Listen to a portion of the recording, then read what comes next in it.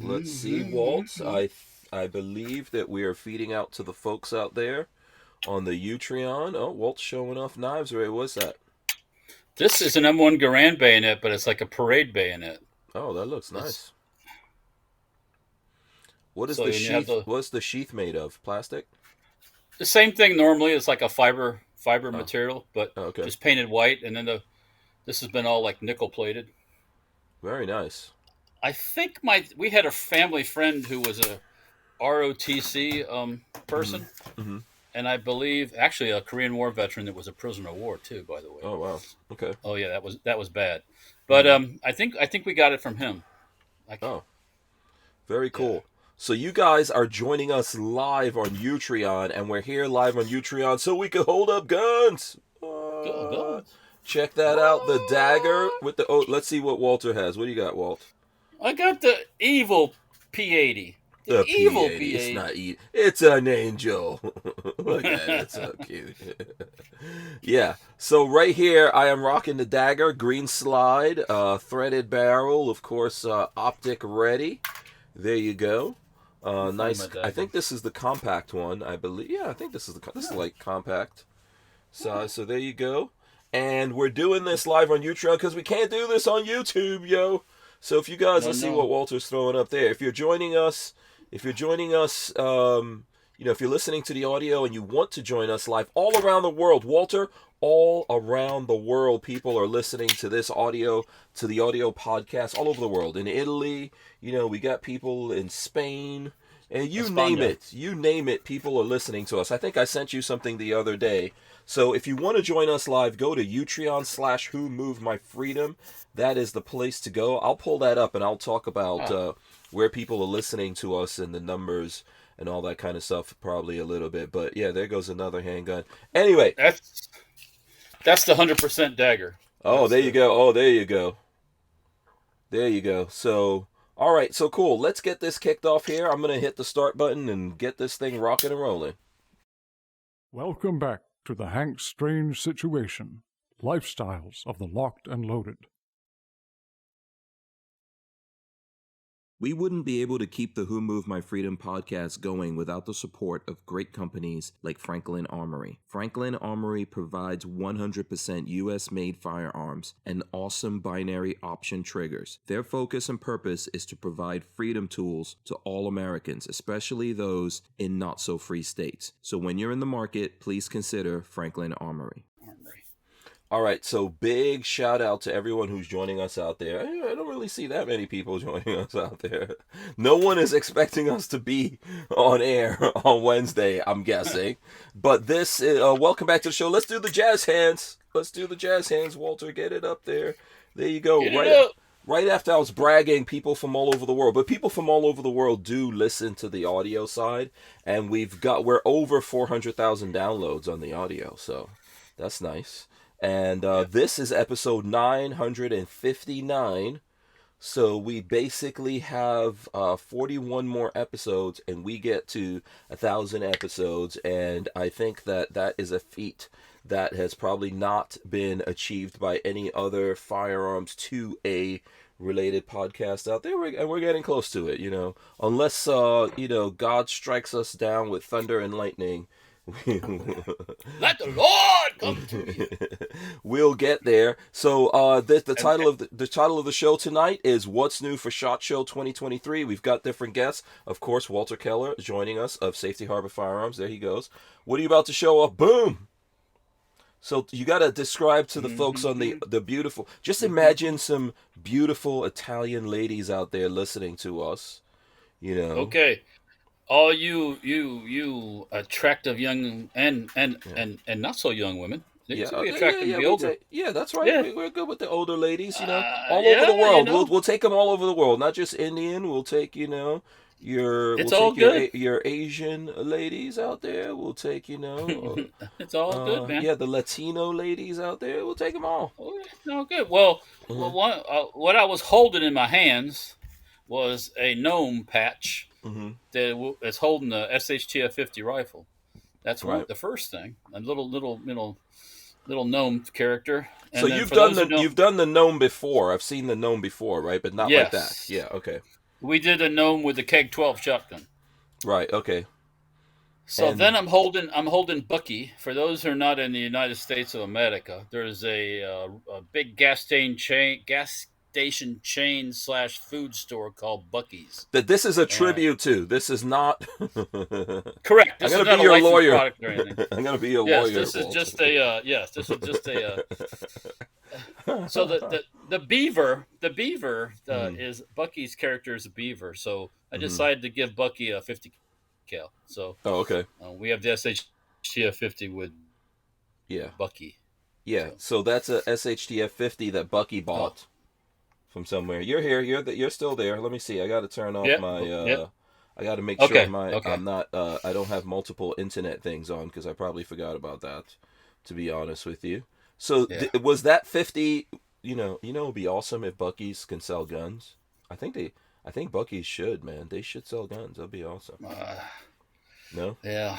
Don't need any new people. By the way, shout out to Jade Grew is out there. I see Jade Grew and I see Night Train. So shout out to Jade Grew and Night Train.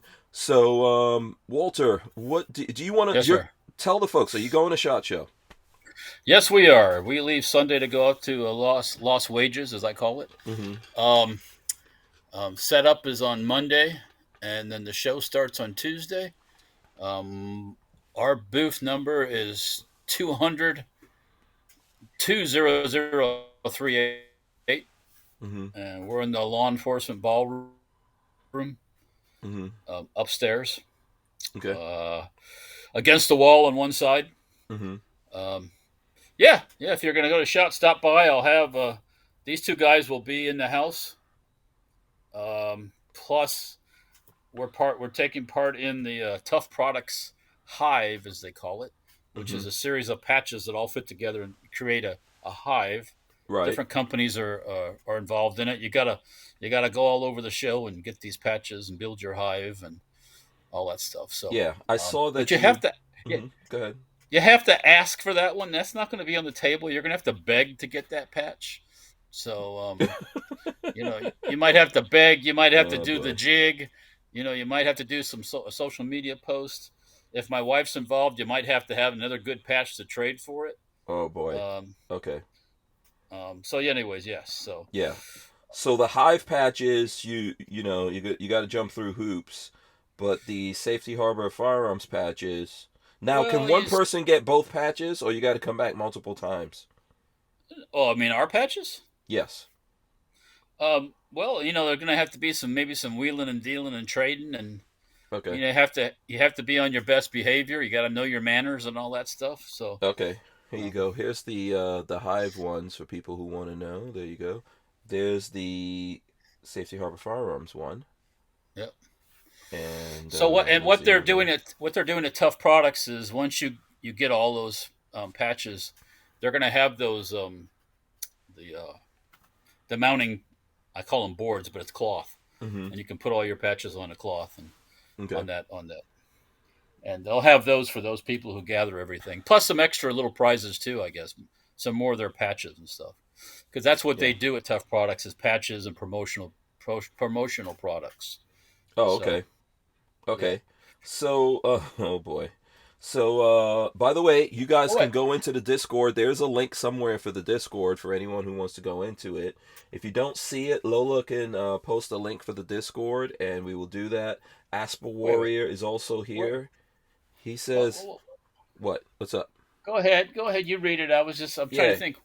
Asper Warrior says, "But can I get them for not resharing Skinny Jeans Walter in the Discord?" Right? So they. Yeah. Is that a real photo? I don't have officially any skinny jeans. I have some that fit a little snugger than others, but Oh, I don't know. Is this a thing? Did we do a meme? Skinny jeans meme? I don't know. I don't know. Yeah. Yeah. This is from the Discord. I see Night Train posted this. He says, "This is English. Do you speak it?" And it has, I forgot the name of the guy from Pulp Fiction. Samuel Jackson's character from Pulp Fiction. So there you go. English, do you speak it? I can't really do a good Samuel Jackson. Sam Jackson, yeah. No, I was just looking at Sam Jackson in the original Jurassic Park movie. I was just looking at that today while I was getting some work done. So you know what? I would say, Asper Warrior, put this thing in the chat, in the put it on the Discord, and we'll take a look at it. But you know, look, people can buy your patches, right? They can buy. Are they on? Yeah, we're gonna have them up. Right now, they're not on the website. After shot, they'll probably be up on the website. Okay. I'm not taking all of them to shot. Okay. And also on those hive patches, it's only 125 a day. So okay, because we have 500 total, have to last all 4 days. So okay, so there you go. That's the rules on that. So Lola put the link to the Discord in the chat here. If anyone's watching, you want to jump on the Discord and show off some stuff, we'll show it here on air. So you know, let's start with you here. Right. What does Safety Harbor Firearms have new for SHOT Show? Let's do that. You want to do that? Yeah, we can do that. I'm opening up the Discord right now so I can see what. So, main chat. Walter getting all up in the Discord. Community updates. What is all this stuff? I don't know, man. Yeah. Okay. So, anyways, what we're doing at SHOT Show is. What's new for us at SHOT Show is, come on, close Discord, come cooperate with me. There we go. What? I'll show it here on screen. While... Yes, we have made a compact entry stock for the B&T APC 9. Okay. So that is the APC 9 is the pistol / firearm that looks like a Streebog. Except it's a lot higher up the food chain than a Streebog. So yes, we'll have those those 3 you see right there are the first 3 prototypes. Okay. And they'll be at SHOT to be handled and touched and commented on and all that good stuff. Right. So you already shipped all this out to SHOT Show? Yes. The containers are on their way, and and you know you get to the show on Monday, you come walking in.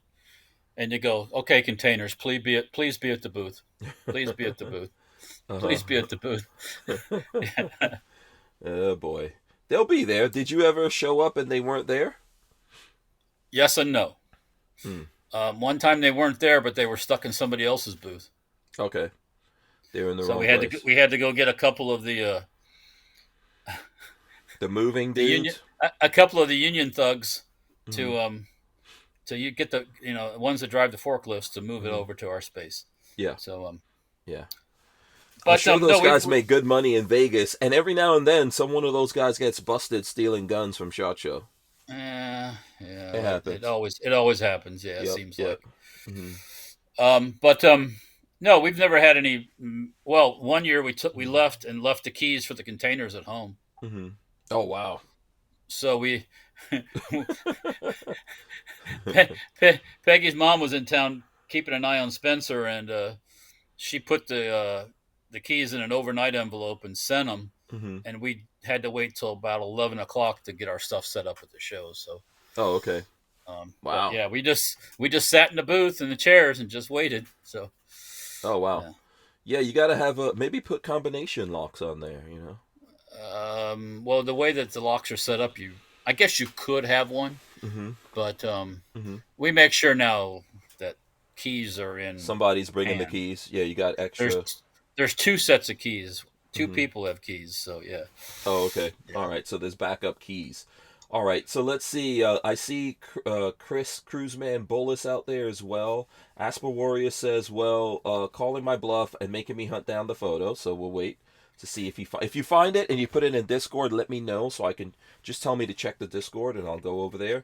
And Night Train has a question. He says, are they expecting a big turnout at SHOT Show this year? And what do you think? Big turnout this year? I don't know. I mean, there's going to be more of the companies that weren't there last year because they were scared of COVID.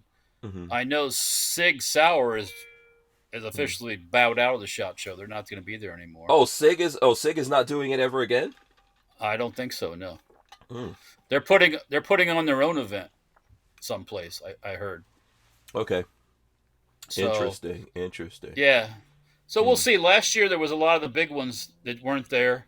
There was a lot of open space, a lot of chairs and and sofas set out for people to sit in. Right. And if you've ever been to the SHOT Show, Oh. normally there ain't nowhere to sit. Boy, I recognize Oh, this that thing. one.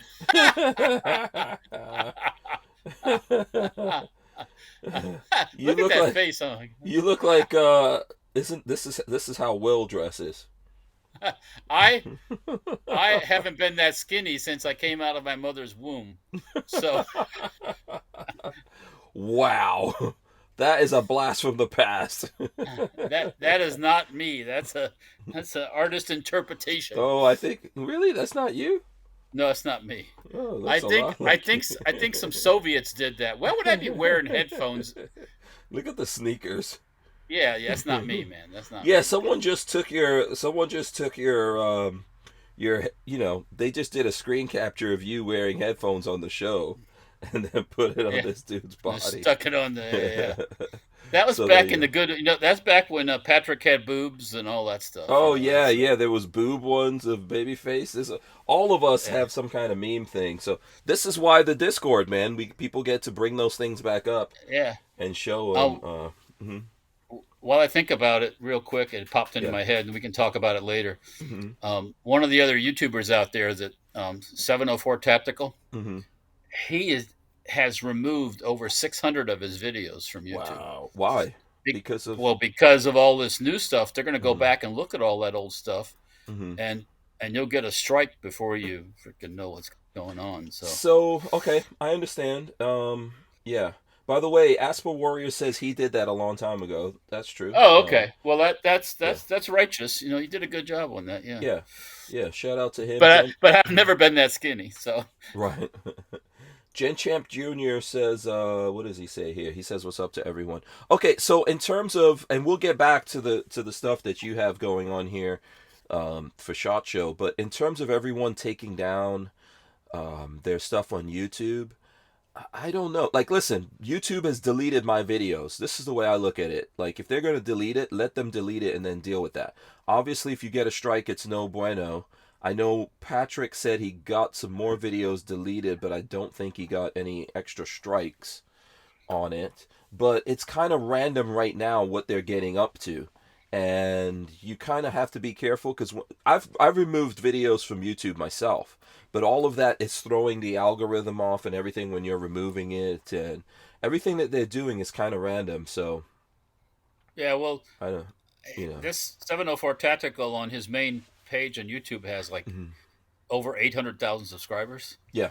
So that's a lot of some of those are that's some serious money, I guess, if some of them are monetized. I mean, it's well, yeah, I mean.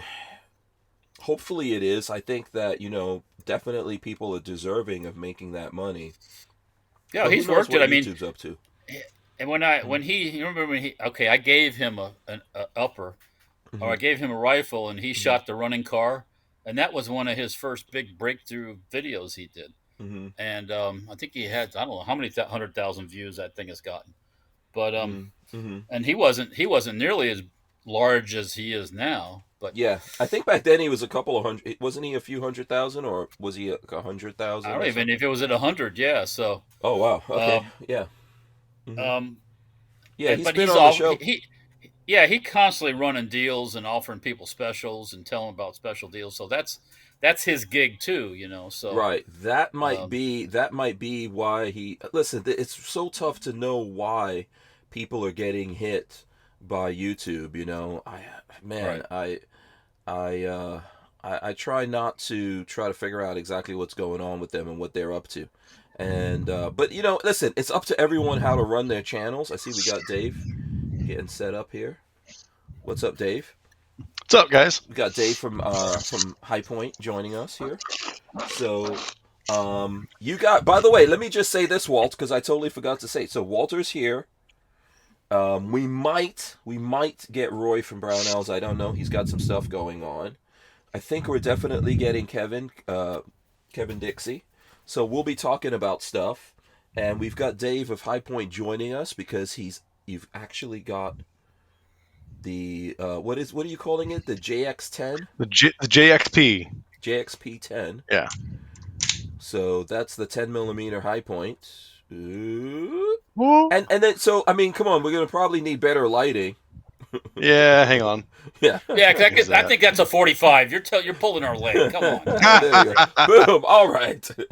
Damn it, the camera. So since we're on Utreon, he can actually handle it and show it to us. There you go. I see us marked that model way. JHP 10. Yeah, there we go. 10 millimeter. It's so hard to move this in the opposite direction. Yeah, you got to go counterintuitive. Yeah. Go left when you want to go right. Okay, so you can turn it around here. Yeah.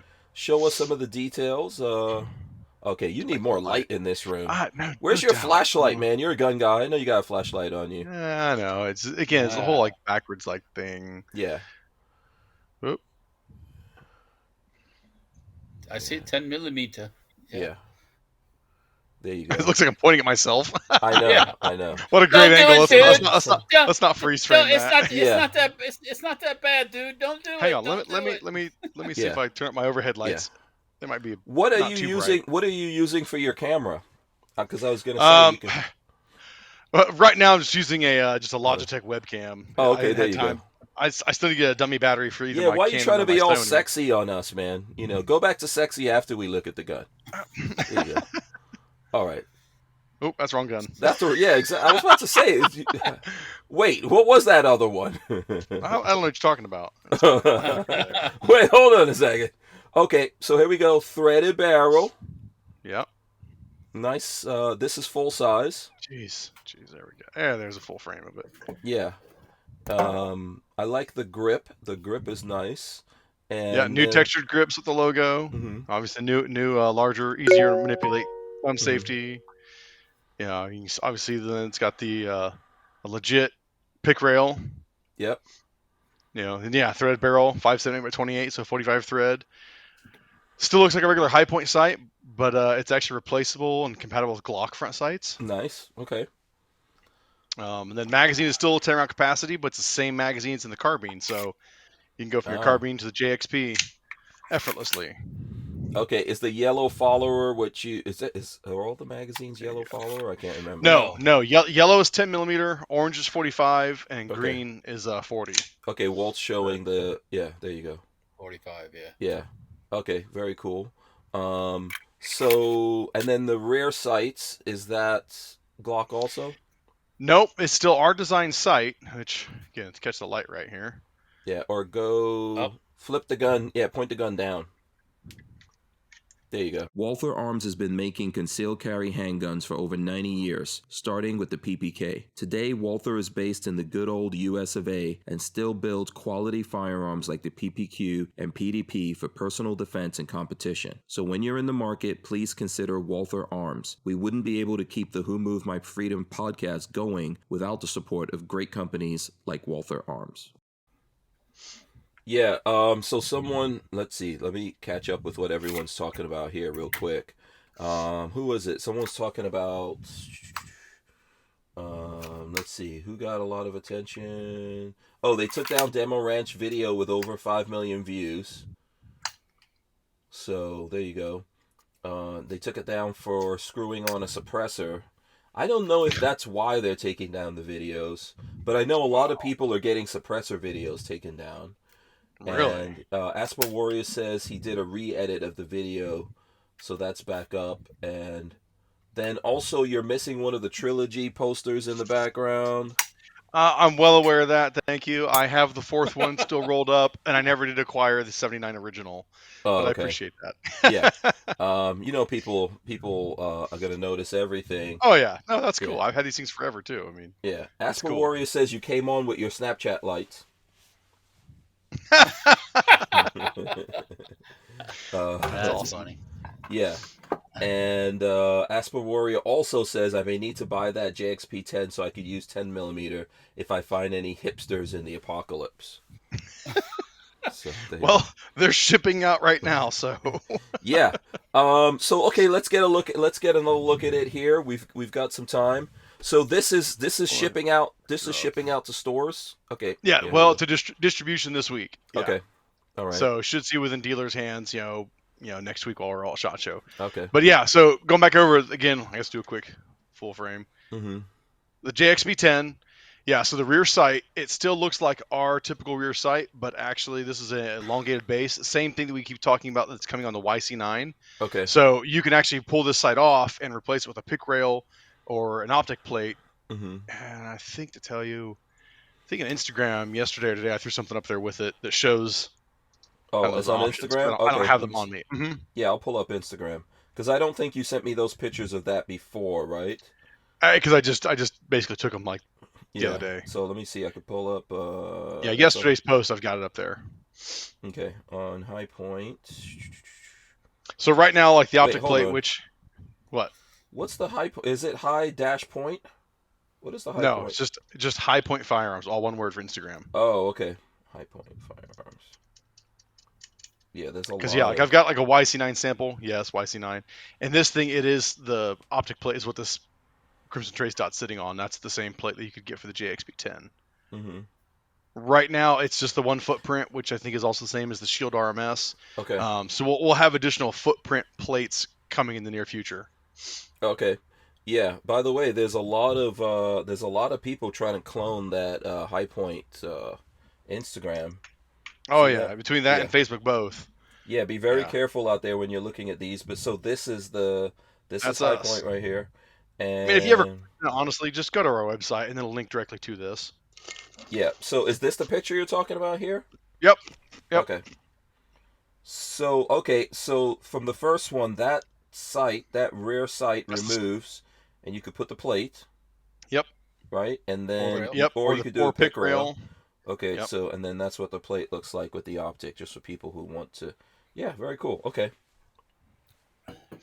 Very nice. Let's see what other things up here. I know some of these we've already seen when you were on. Yeah, it's a lot of close-up shots. The dust cover and. Yeah. Okay, I got a question. At the SHOT Show, is there going to be 10mm specific swag? No. Awesome. Yeah, no. Rich asked this one before too. No, it's funny is we've had so many things moving in the last couple months that no swag, no nothing. We're even like it was on the 11th hour of is this thing just going to get announced at SHOT Show? Mm-hmm. Is it going to be announced beforehand? What are we going to do? And we changed a lot, and we just finally decided, you know what? Mm-hmm. Let's get some of the information out there before SHOT because. Good idea. Because it gets colluded with everything else at SHOT. So I mean, maybe we'll have some swag by NRA, maybe. Yeah, it's a nice beefy gun. Too bad I didn't have one over here with my great lights where I could show it off. Man, it's not going to do us any good all the way in the distance. So anyway, yeah. Listen. So is there anything else getting announced at SHOT Show that you could, just leak it now, man? Forget SHOT Show. Just tell. There's nothing. No. We have. I was at the factory Monday. We were doing a very serious and I don't want to say somber, but update for the YC9 because we were really hoping to have this thing saying it was shipping at SHOT Show.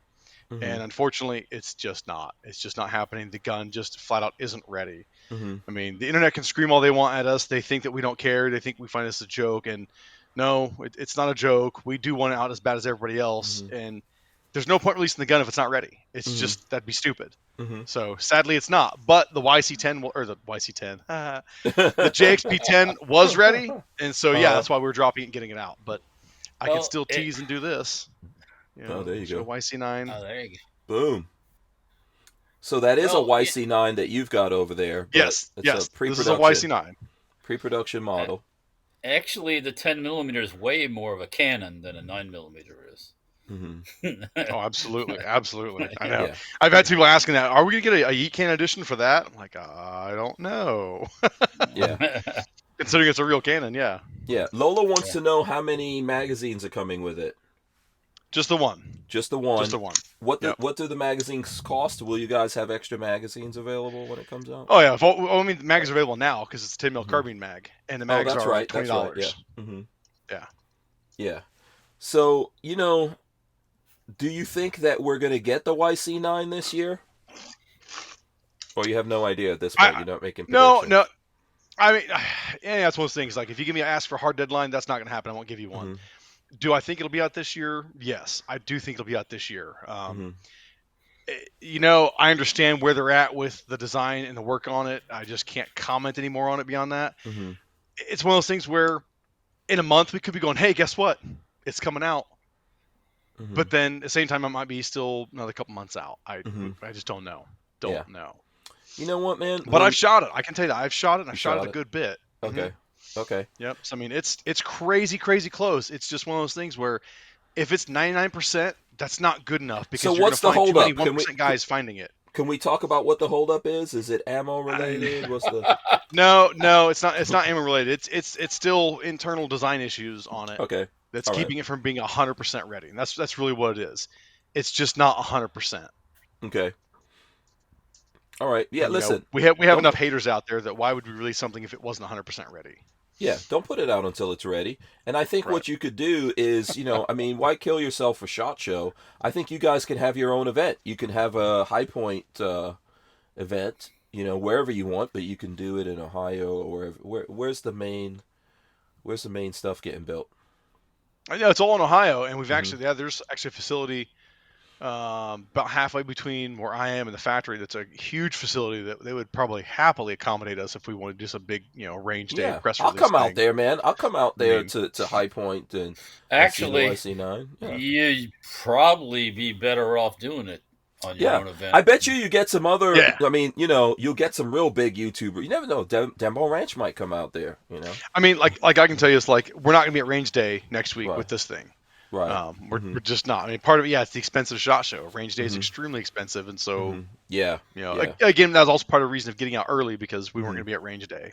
Yeah. So, I mean, little old me a few years ago, I was like, how much does it cost to get a spot on the range at range day? Good luck. No, just a single spot was like $3,000, at that time. Yeah, it's crazy. A table. And then you have to have all the ammo and the people and da-da-da-da-da-da. Yeah, so. Yeah, I mean, I think range day could easily cost you an extra 20, 30, 50 grand, depending on what gun it is, how many guns you have out there, how much ammo, then you have to have staff out there, all that kind of stuff. So, yeah, I get it. And 3/4 of the people are there just to shoot your gun. They're not going to do anything. Right. So, it's... Yeah. Listen, I personally, I prefer the smaller shows. That's my thing. PSA has a smaller show that they do called The Gathering. I heard that CMMG has like a facility now, so they did a show. They didn't invite me. I'm kind of hurt. They didn't invite me out to the CMMG facility to shoot the mutant and stuff like that. Hopefully HiPoint will invite me out there. Yeah, we would if we do something. Yeah, absolutely. So I think I don't know if that's me. It could be me that's creating that thing. Walt, you got questions? Go for it. HiPoint questions. HiPoint questions. What kind of swag is that SHOT Show if it's not 10mm? What kind of swag can we expect? None. No swag. Oh, nothing out of the ordinary. No, nothing out of the ordinary. Yeah. I mean, we will have a new catalog. Oh, okay. Steal Walter's swag. Look, go ahead. Show your swag, Walt. I got you on the screen. Oh, that's awesome. Yeah. Yeah, those are sweet. Yeah. It's real easy. We did the concept. I hired an artist. This guy, he charged, and that they went off to China, and boom. Yeah. Everything's made over there. Everything. Easy peasy. Yeah. It's all expenses, right? When you think about it, it's all expenses. How much more would a HiPoint cost if you guys did a big blowout? Like, let's say you got half of a floor. Let's say you did a Daniel Defense type of deal. I don't. I have no idea. A HiPoint will go from $200 to about $6 or $7. So Lola says the grips are really outstanding. Who came up with that idea for the grips? Well, that really idea came about because the YC getting new grip design. Mm-hmm. That's gonna show up again. My There you poor go. lighting. I'm sorry. Mm-hmm. So because we put new grips on this thing, it just made sense for the JXP to get new grips Mm-hmm. as well. He's griply compatible with the 40 45 handguns now. Mm-hmm. So you can replace the slipper grips on the original guns with these higher texture grips of the JXP. Oh, cool. Because I mean, ultimately, this is the same size gun as the 40 and 45 handguns now. Difference of being the threaded barrel, it's got the frame rail and the updated slide, but otherwise everything else, like I said, the grips, the mags, is just like the other guns. Mm-hmm. So this is not as much as a reinventing like the YC9 is. This is just a heavy duty upgrade to the full size guns. Yeah. So, and let me just ask this. You guys could tell me if this is is it a violation with the NSSF for anyone, for you guys to talk crap about SHOT Show? Can you get in trouble? Because I know for example, people have been hidden. Yeah, I was cutting out now. Yeah. I don't know why that's going on. You guys let us know if you're having any problems seeing it. Looks like I'm on all the right stuff here, but yeah. So I know, for example, I think Jeremy from We Like Shooting got disinvited. Yeah. Walter, I don't know if you know Jeremy from We Like Shooting. No, I don't think I do. I think he was a Marine. He's a big, tall guy. Yep. And he's one of the original. Yeah, good guy. And he's one of the original We Like Shooting guys, and he got disinvited for something he said, I think. Yeah. Well, it is their party. Yeah, so I mean, that's, nobody knows. Mm-hmm. Right, it is. Yeah. You can be thrown out of the show physically for doing weird shit too. So, Mm-hmm. if you Yeah. because I personally know somebody who said things in front of another person's booth and he got talked to by them, Mm-hmm. and they told Really? me, straighten your act up or you're out of here. Yeah. This was years ago. Well, I think in the rules, even as media, the folks in the booth have to give you permission. So even if you're media, you could go out there, but you need to talk to people in the booth, and obviously you got to be respectful to everyone. I think at SHOT Show, some people get a little outrageous, but yeah, the folks in the booth could say, "Hey, we don't want you to film," and all that kind of stuff. So, and there has been issues in the past. We all need to be cool with each other, So well, and that's the funny thing. Like when that whole thing came up, Sean texted me right away. He was like, Mm-hmm. "Dude, what did HiPoint? What did we do? What did Jeremy do?" And I was like, "What are you talking about?" Mm-hmm. So I took it to my boss, and he was like, "Aren't you friends with all the guys that We Like Shooting?" I'm like, "Yeah." He's like, "Don't we do stuff with them?" I'm like, "Yeah." He's like, "Okay, I'll find out." So And wait, at least was it all related? he could be told? Mm-hmm. Go ahead. Well, see, that was the thing. What Jeremy could find out, or what Sean could find out, is that NSSF said it came from HiPoint. And it's like, well, wouldn't we know? Shame on you, Dave. Shame on you. Yeah, wouldn't we know? If Yeah, hold on a second. And we reached out. Mm-hmm. NSSF basically got back and said, "Oh, sorry, yeah, it wasn't you guys, so we can't really talk about it then." It's like, oh, okay, well, good, it's not us. Yeah. But yet they still won't even share with Jeremy himself of what exactly he'd done or said. I mean, it's all very vague, and that's messed up. I think it is, because you can't correct a situation if you don't know what company you offended. Maybe you don't care, but at least if you know, then okay, well, these guys, I offended these guys or whatever. And if you want to go, you could try to make it up to them and work that situation out or whatever. But yeah, it's all a weird kind of thing. And like Walter says, it's their party. They can cry if they want to and kick you out. Yep. So. Yeah, I mean that is the reality. It is just like all of us on social media. It's their thing. We just are here using it. Yeah, absolutely. But no beef between HiPoint and We Like Shooting. No, absolutely not. No, I was just on with them. Yeah. Can we make some beef? I think we should make some beef. First of all, I think that is the worst gun podcast that exists. Ever. Sean is ugly, Ever. and his mama knows he's ugly. Okay, I'm just kidding. Sean's my dude. No, I love those. This is strictly entertainment. Don't take us seriously. You know? No, I love that we like shooting guns, Right, man. right. Yeah, I've known those guys. I think those are probably like my oldest friends in the gun world. So it's kind of weird. But you know, and Jeremy, listen, I could believe that Jeremy will start some shit. Oh, for sure, for sure. Yeah. So dude, no sooner Sean texted me, I texted Jeremy. I said, "Dude, what did you do?" Yeah. And I chili recipes. Oh, okay. Yeah. So he's he's been known to start trouble. So yeah, he's a character for sure. Yeah, that's for real. So we like shooting should just do their own show, like do their own shot show somewhere, like do it in Colorado or something like that. You know, I think they're big enough. I also feel like we're going to see more stuff like that happen, more and more. Mm-hmm. Yeah, I mean, I guess it already kind of is more and more independent shows are happening like that. Yeah, I mean. Yeah, I don't think there's anything wrong with it. I think it's a good thing. I think Vegas is expensive. Extremely.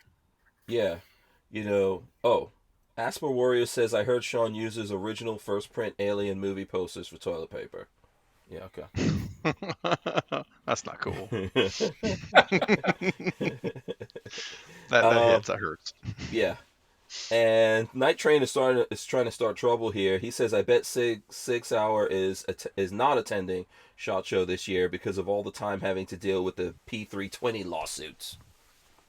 I've actually heard a lot of rumors they weren't going to be there, but that's just rumor. You know. Yeah. I think what's happening overall is a lot of companies are dropping out of these big shows. It's expensive. It's crazy expensive. Yeah, very. You know, you've got to take a whole bunch of your staff out there, put them up in hotels, feed them. Yeah. You know, then they're there at the show. There's a high risk of people getting sick. Forget about COVID. Somebody almost always dies or comes close to dying at SHOT Show. Well, I mean, us we're a tiny small outfit, and we got half our crews going to SHOT Show, so we're going to be very limited on what we're shipping out next week. In fact, we're actually only working 4 days next week. They're taking Friday off. While the rest of us will still be a SHOT Show. Yeah. But yeah, because it's a huge undertaking, and more than just a financial one, but just the manpower one alone. It's a pain in the ass in the end, you know. Yeah. So I think we all try to have a good time, but still, it kind of sucks. Right. I think that's the big thing of a lot of these conventions that people like, because you get to see people just like. Let's take guns out of it. If you're talking like SEMA show or CES or any of the shows that go down in Vegas, it's always fun to see people from your industry, but it is really expensive to do that, and you're running a lot of risk. Like if you send half your people over there and they get sick and then come back home and make the other half sick, now you're Yeah. I mean, how many times have we heard like sales forces from distributors to other manufacturers like had to shut down for a couple of days after SHOT because everybody got sick when they got home? I mean, we're going to take a break. We wouldn't be able to keep the Who Moved My Freedom podcast going without the support of great companies like HiPoint Firearms and Full Forge Gear, bags and gear for everyday life. Did you know HiPoint is an American family-owned and operated company located in Ohio with over 30 years of manufacturing experience? HiPoint is proud to be the home of the working man's gun and your source for affordable handguns and carbines with a lifetime warranty. So when you're in the market, please consider HiPoint. Boom, there you go. Look at that. And by the way, that was awesome. Yeah, as you guys can see, HiPoint is a sponsor of the Who Moved My Freedom podcast. Let's see. That didn't really work out. We're still there. You go. I was trying to mess around with some lighting in here. Yeah. I had it going good last couple of days, and I changed something up today because I'm fighting it today. So, how is the gun easy, difficult to take down? I don't know if Walter has questions. If anyone has questions about this gun while we have Dave here, fire your questions right now. Oh, it's exactly the same as the other ones. Roll pin. Yeah. Okay. Yeah. Exactly the same. Still gonna knock the roll pin out. Okay. Do any springs come popping out of there? I mean, when you're actually lifting it off, I mean, your recoil spring can shoot out. I've had that happen, but for the most part, no. Okay. I mean, nothing's under that much pressure like that. Yeah. Yeah, once you do that to yourself once, and you got to call HiPoint and get your springs back, you'll learn your lesson the next time you. You'll learn your lesson, but you know, you guys will. If people lose a spring or something like that, you'll. Yeah, we'll take care of you. Yeah. Oh, okay. Always. All right. Very cool. Let's see. I don't know if there's any questions out there. You said there's nothing else new that you guys. Nothing else new is dropping. Nope. It's all. Okay. It's all in the JXP. Okay. What about full forge gear? Any gear? You know, what's going on with that? No, nothing new with that line because we're just knocking away with the double rifle cases. I'm drawing a blank. I use the crap every day. Cat 1 pistol bags, Cat 2 pistol bags. I mean, that's what I'm carrying my HiPoints in, is in the Cat 2. Okay. I carry some of my HK stuff in my Cat 1. Here, I'll even sneak over here. Okay. I keep it loaded up with a little HK patch, so I know it's got my HK stuff in it. Oh, okay. So you got, that's your HK. Do you have anything from B&T? I do not have anything from B&T, not yet at least. You need to get some B&T stuff because Walther is putting out. This is just as a little segue. Oh, what is Walther up to? What are you messing around with over there? I got one of those. Yeah. Well, I was trying to put it on my old HiPoint, but it don't have real Picatinny rails. Oh, you can put it on the new one though. Yeah. I know. I'll have hint. I'll have to get another one. Yeah. Right. Yeah. So listen, Walther does have for the B&T. Now let me see. I'll pull up some pictures here. So we have a new stock for the APC 9. Yeah. Collapsible stock. Yeah. Yeah. So here we go. Let's see if I can get this to show. So this is cool. This is your components that you get, Walt? Is that what this picture is? We get that buffer assembly you have to provide from your gun. Oh, okay. That's B&T is very, very proud of their buffer. Okay. Well, yeah. Off the B&T website, that little black buffer with that spring in that thing is $241. Oh wow. Okay. Wow. Nice. Yeah. So here is what the stock looks like collapsed, and this is a true metal stock, right? So definitely you're gonna have an SBR type situation going on. We didn't do a brace thing yet for a tail hook because of the pending stuff that's coming down the pipe.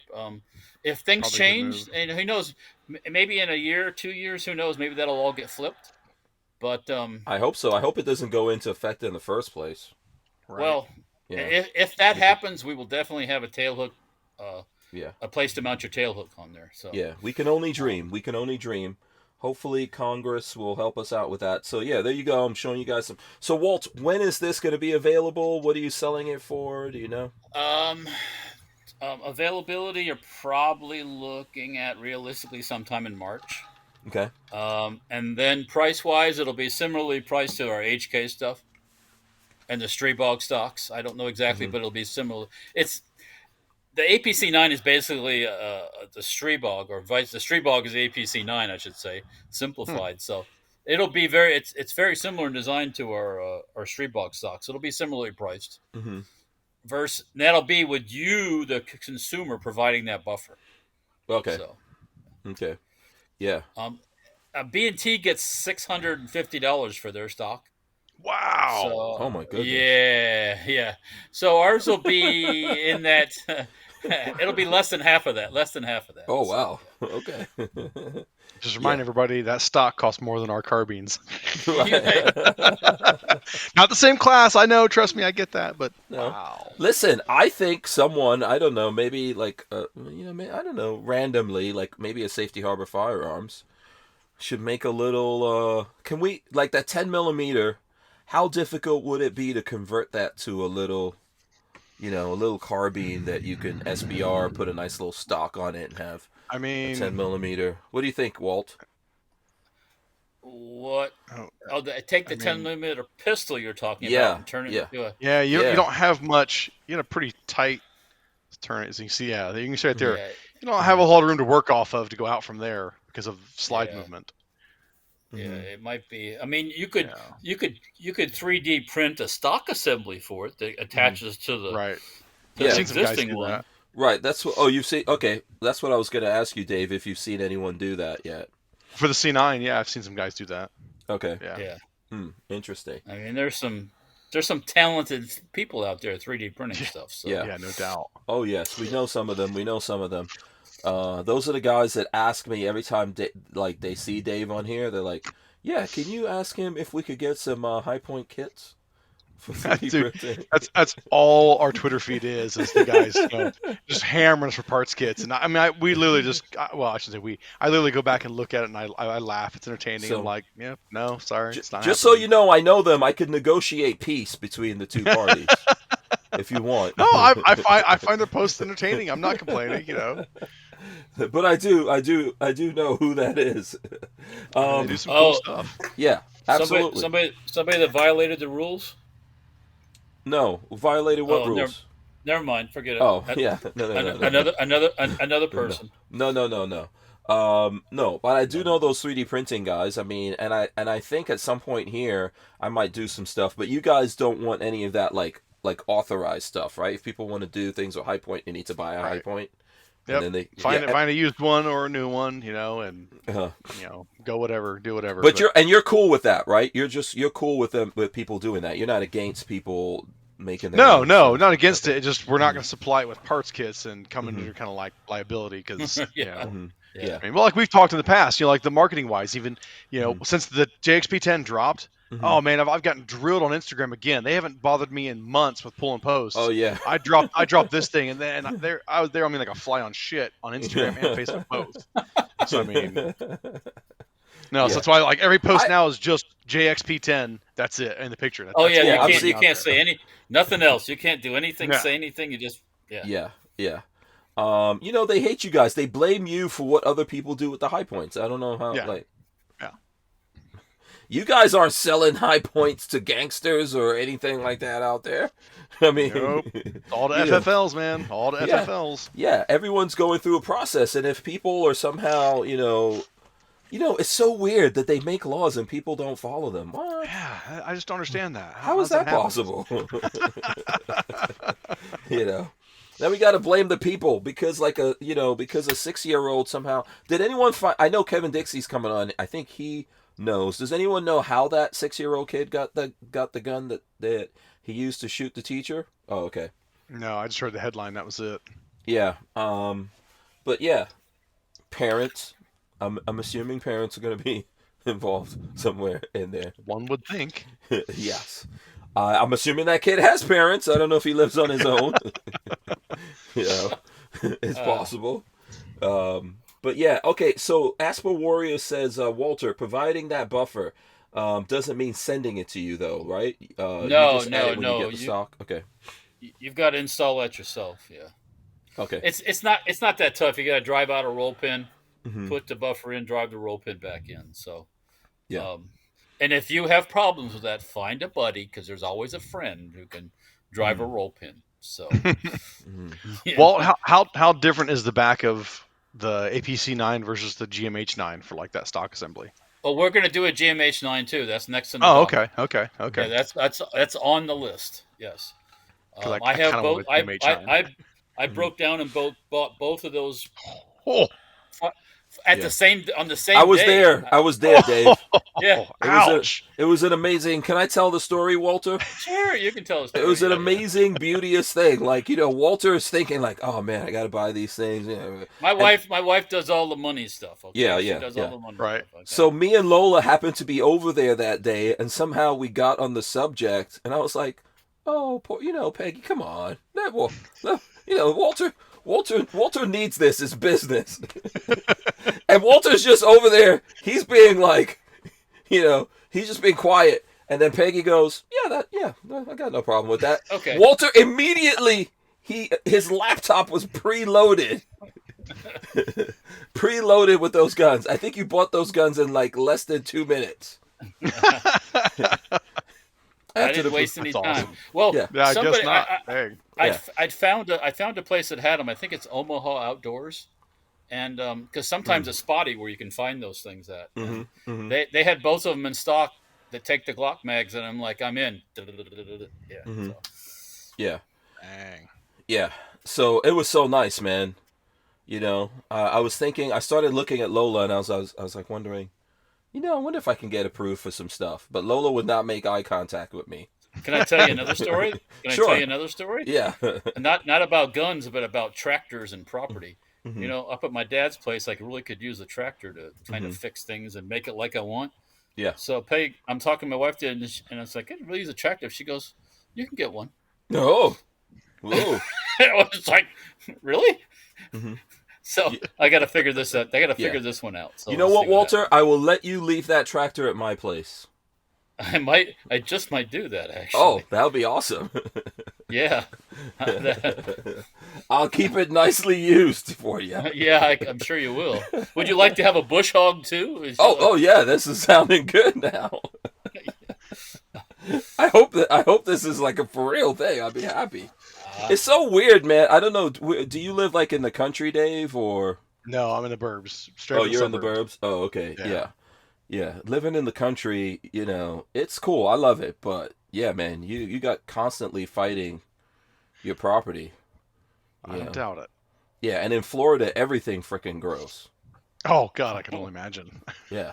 or falls down with the out of your trees and all that stuff. Yeah. So, Oh yeah, I've got a big, massive tree that's down right now. Looking out the van, it's out. I can't see it because it's dark out there. But yeah, I was just happy it didn't fall on the fence. Yeah, right. Take a fence out. That'd suck even more. Yeah, it's happened. Yeah. It's happened before that things have fallen on the fence with smaller trees. This one was huge, and then it fell, and Lola's like, yeah, okay, so what's up with that? And I was like, that thing's going to sit there. It's going to be a jungle gym for squirrels. I'm not... Moving targets. Oh, man, I spent so much money this year cleaning up, like, my property and all that, and yeah, it was... It's you're constantly, chopping down trees and cleaning up bush and all that kind of stuff. So, 42 Chill said weed killer. Okay, not here. Agent Orange. Agent Orange. Yeah, he's a flamethrower. Weed killer. Yeah, flamethrowers. So, so I see people saying that the gun belonged to the mother. So, I'm guessing. But how? When I was 6 years old, my dad had guns all over the house. There was guns all over the place. Yeah, my kids grew up like that too. Mm-hmm. I didn't have this thought of going to school and shooting my teacher. Come on, it's like that's not a normal. Yeah. A 6-year-old? Come on, 6-year-olds are so unless it's like the Damien, the seed of Satan or something like that. 6-year-olds aren't evil. Well, what 6-year-old is like? You know what? Yeah, here's what I'm gonna do. I'm gonna kill that teacher. Yeah. It's like what? Where does that? Yeah. Where does that? I don't know where that comes into play. Where's that come from? Yeah. Something else is going on there. I mean, it's a lot of bad. There's a lot of bad to spread around there. So yeah. I also saw that the Uvalde shooting, the sheriff is saying that he deliberately didn't go in and save the kids. Did you guys see that? No. I saw something about that. Yeah. Yeah. Wow. So no, but it's the gun's fault. Yeah, right. Yeah. Right.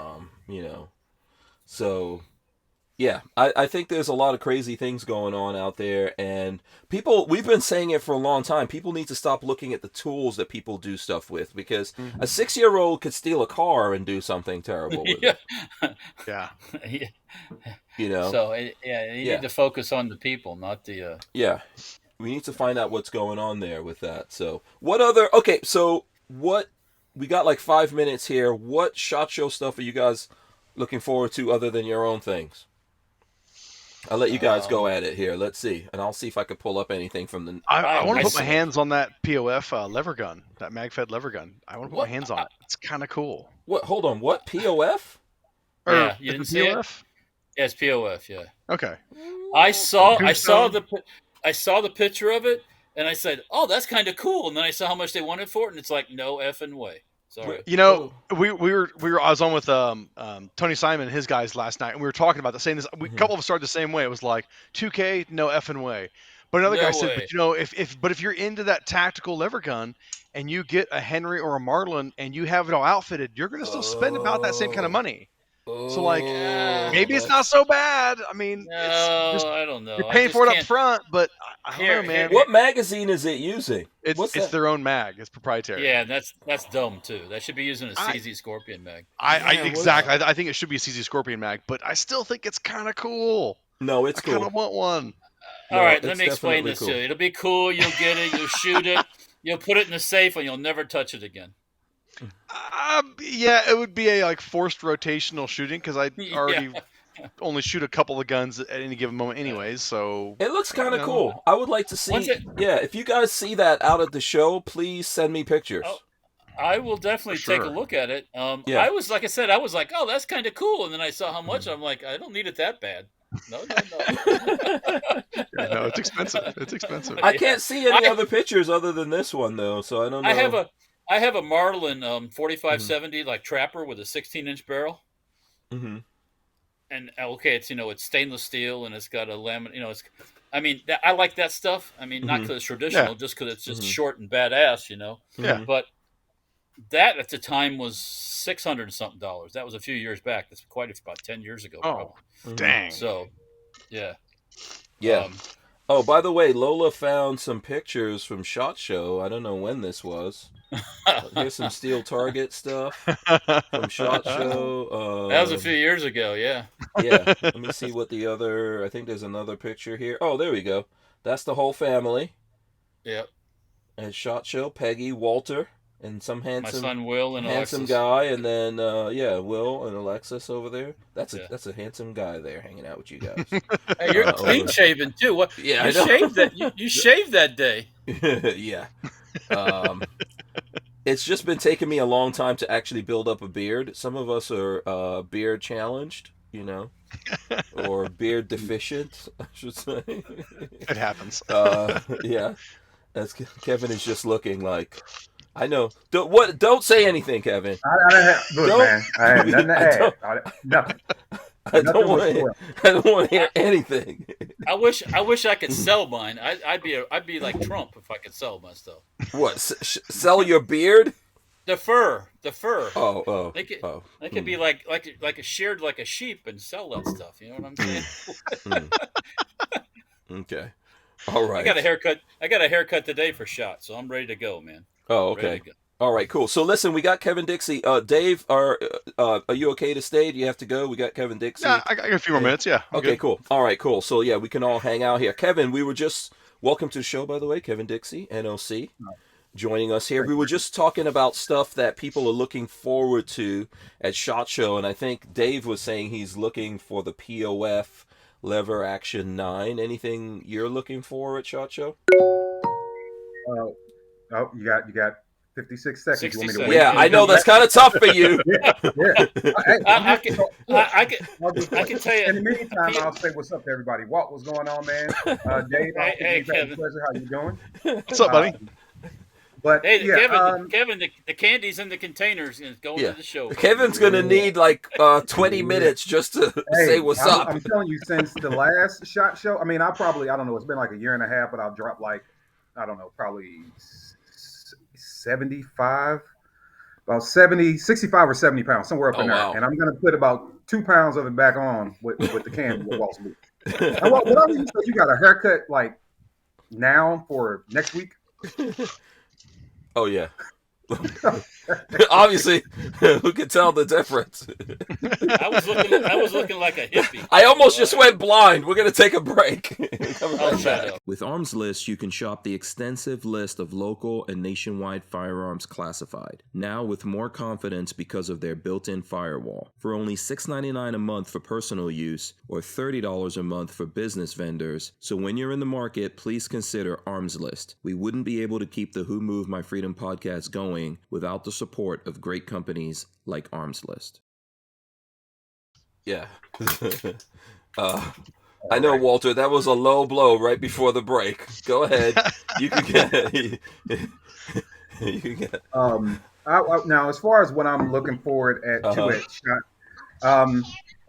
I would say the Spear, but I went up to New Hampshire, the SIG's facility, and got to play around with that for a weekend. So I know what that thing's about now. Mm-hmm. The Rock Island, they call that thing 5.0. Yeah, the 5.0. Oh yeah, I've got I'm that. cool. interested in that. You guys know those guns. Sometimes when you see the pictures, it just kind of makes you squint. And I'm like, Rock Island made that? Right. So I think so. I know Walter was saying he doesn't think it's good looking. I'm not sure. I need to see this. I think it's kind of cool looking.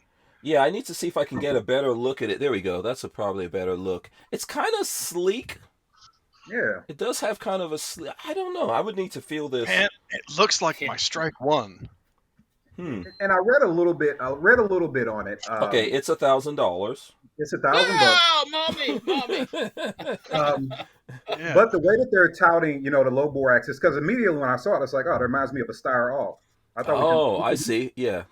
We can do that now. We can do that. Yeah, we can show guns. We're on we're on Utreon. Oh heck yeah! Oh, hold on. Yeah, you can show. Yeah. You can show off all the guns you want to. We're on Utreon, so. Okay.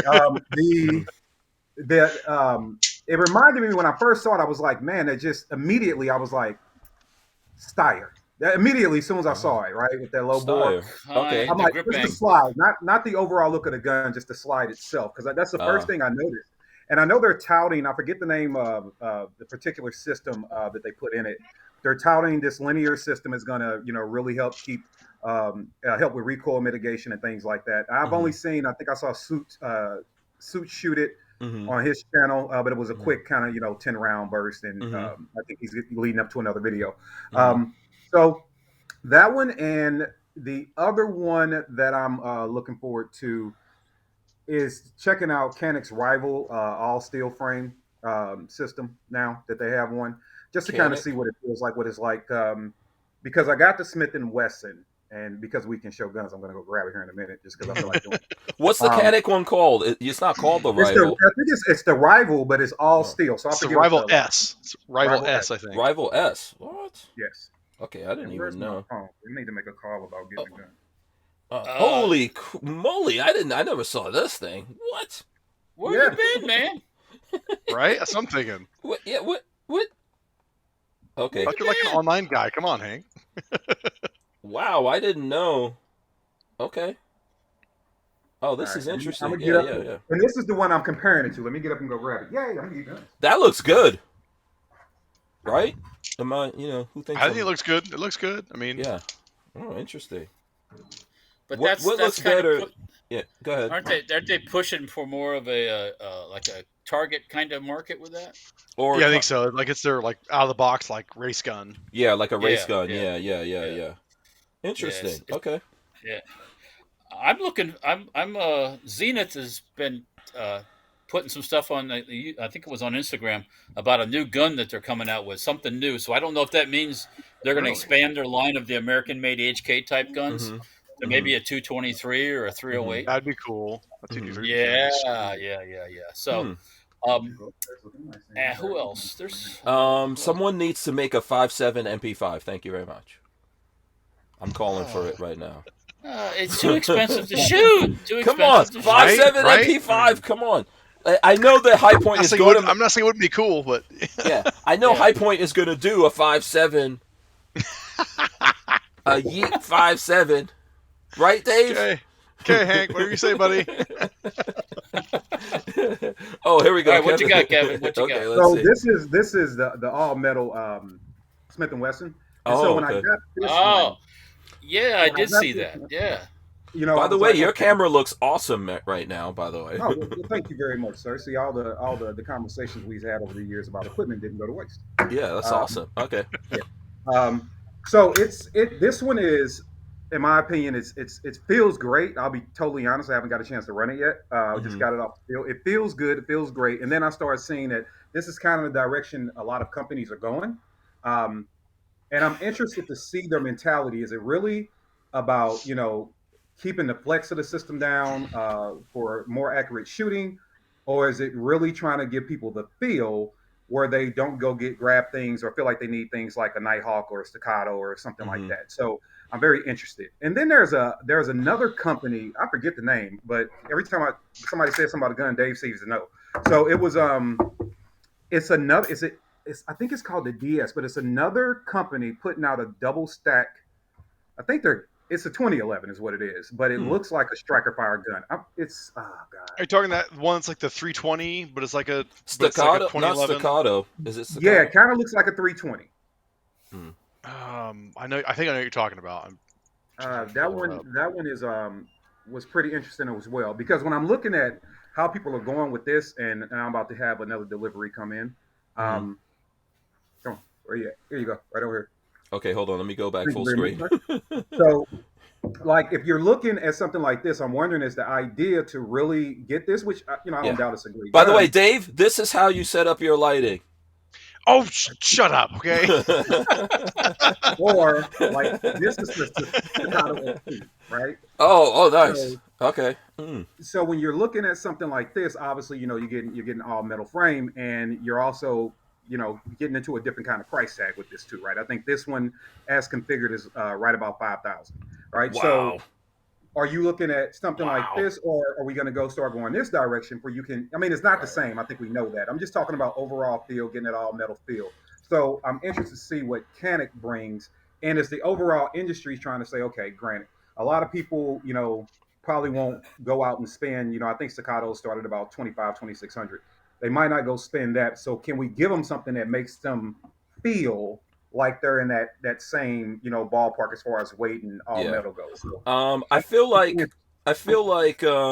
geez, man, $5,000. That's close to those custom Walthers that you could. Have you guys seen those custom Walthers?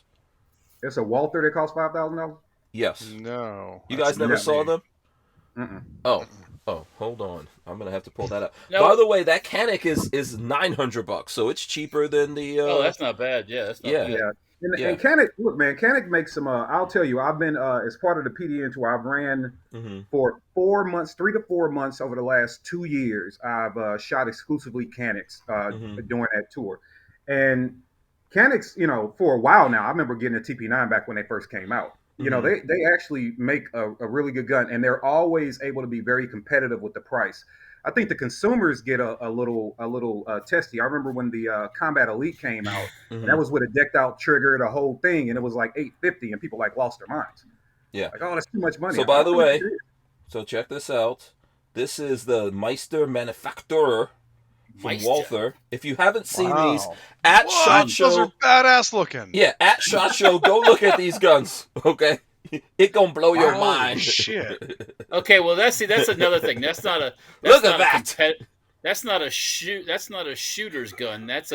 You own that gun. Right? Own that. That's something you bring out to your friends and go, look what I have. Look what exactly. With white gloves on. Yeah, can I shoot it? No, you can't. Oh, you can shoot it. You can shoot it. No, when they ask. Yeah. Like when your friends ask, no, you're not shooting it. Well, I'm going to shoot it. You lay J's at it, you peasant.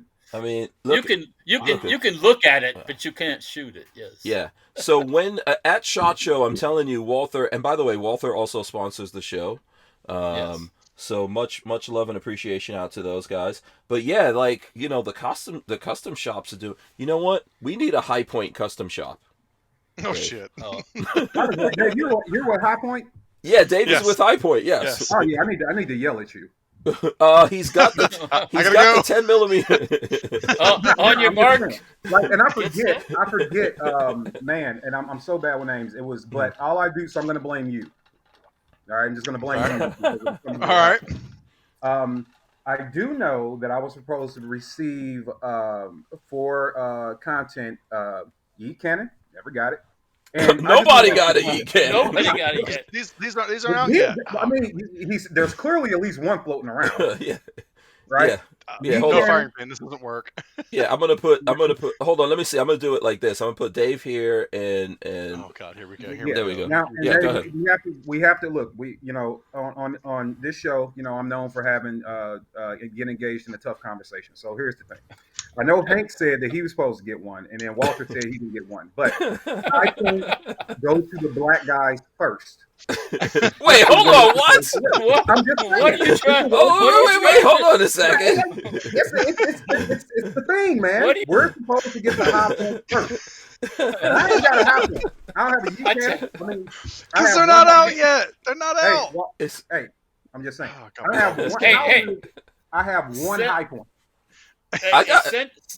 Send him that Staccato and you'll get you a yeet cannon. That's it. There we go. No, I don't. You get a few. You could get a few. You could get a couple. So hold on. Let me, Dave. Let me go on. You go ahead. Show off the. This is the yeet. It's not completely done. Yeet cannon. It's not out yet. Yeah, there we go. Oh, crap. Go. Sorry. Come the other way towards your face. I'm working on it. Right. That's good. So there you go. This is a pre-production, right? Yep. Pre-production. No firing pin. This doesn't even shoot. Yeah. And show off the 10. There's a 10 millimeter out. Yep. Also, Kev, I don't know if you know that or not. Yeah, I saw the 10. Yeah. I need that. Just These are just now shipping out. I'll probably get some more samples out. If I don't get them out this week, it'll be after shot. I'll get them out. So. Yeah. Oh, he's about to take out his HiPoint now. Okay. Yeah, I need that to go Yeah. Kevin Dixie. I mean, I need that to go with this. Oh. Absolutely. There could be a matching pair. Yeah. And I actually let me see that on your beard. Put that up to the, the stock. Put the stock up to your beard. Yeah. Oh, you mean like this? Or what? Yeah. Does the plastic off of that ever pinch your beard? No, I condition my beard, right? Oh damn. He's got product in his beard. That's what I'm saying. Yeah, natural juices and berries. Don't ask me how I get the berries. I have a strong dislike to that rubber pad on myself. So. Yeah, I really, this one, that's why I need the 10 mil because it matches this guy. And this actually, look, and I know people get HiPoint a lot of slack, and I know HiPoint is pretty good at just absorbing and rolling with the punches. But this thing was an absolute joy to shoot. I actually did a video on it where I called it the high cock. So I took this gun and then put 2 ACOGs. I remember that. Yeah. But this is absolutely enjoyable, and it's so. I need. Look, Dave. I just sent you an email. I just sent you an email. You can look right now. I kid you not. I just sent you an email. Okay. All right, just saying.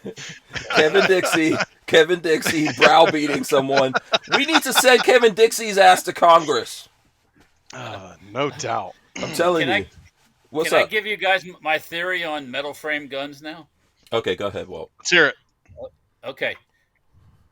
The current folks in the world of firearms, a lot of them have never owned a metal frame gun. Mm-hmm. Ever. They don't know about old Smith & Wessons. They don't know about old anything.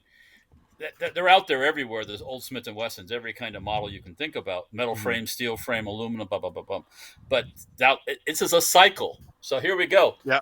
Metal frame, this is awesome. I didn't know they made guns out of metal.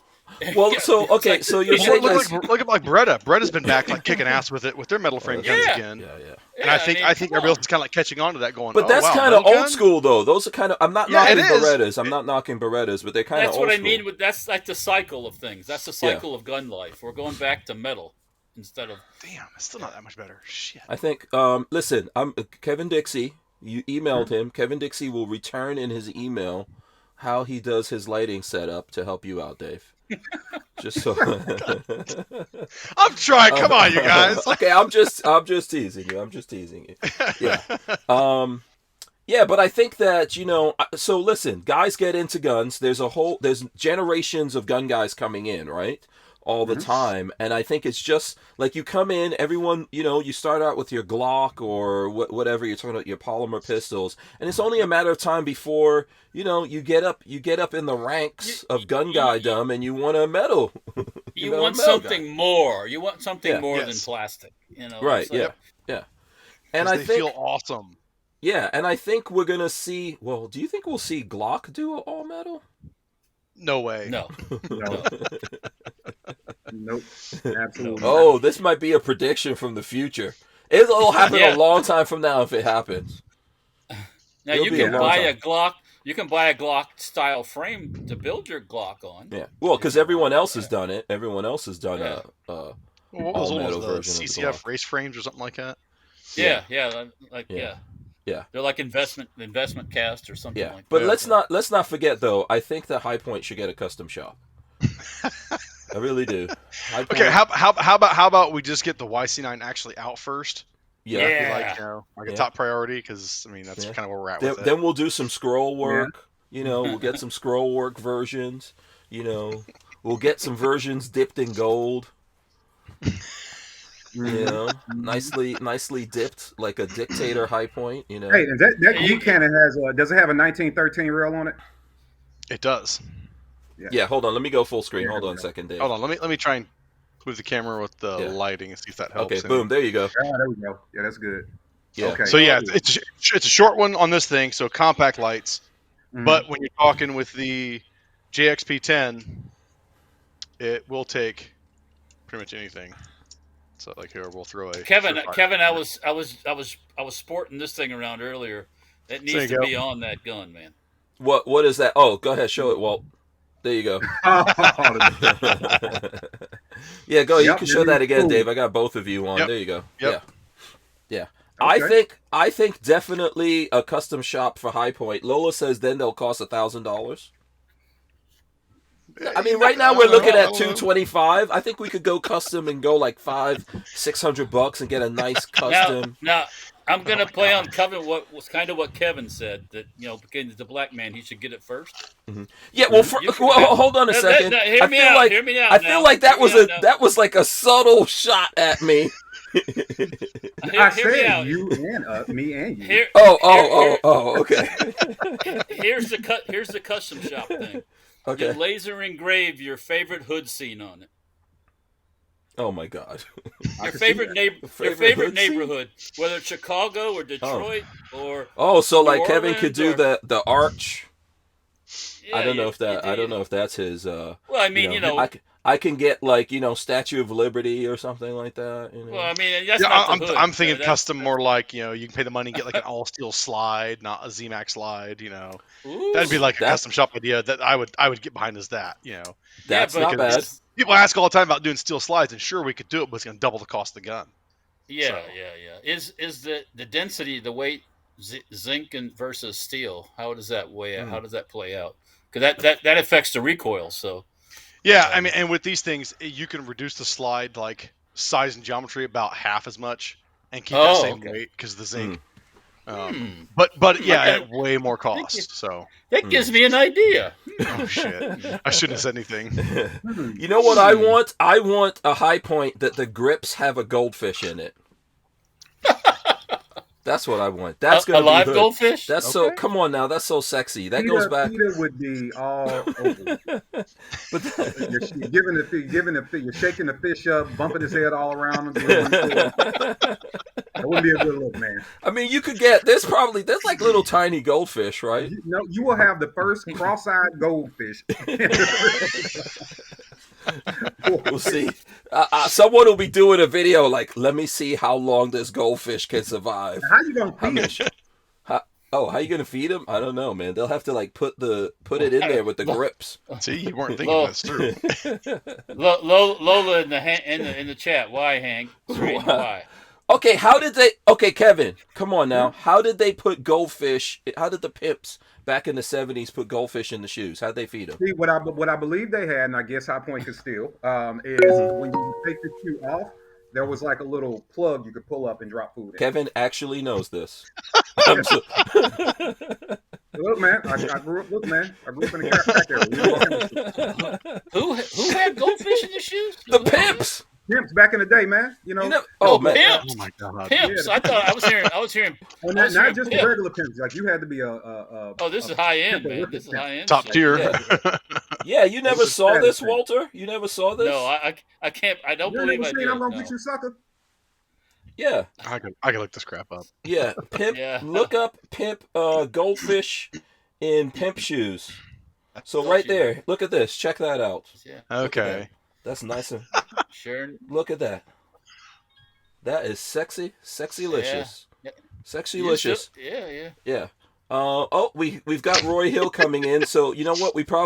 So let's see. I think Dave. Break. We wouldn't be able to keep the Who Moved My Freedom podcast going without the support of a DAO, or decentralized autonomous organization like TUSC Crypto. TUSC cryptocurrency is a firearm-friendly e-commerce option for online payment transactions, secured on the blockchain. So when you're in the crypto market, please consider TUSC, TUSC. Okay, boom. Let's go. Okay, let's go here. I know we got Roy setting up right now, so I don't know if his camera's on yet. I'm going to try to put him in here.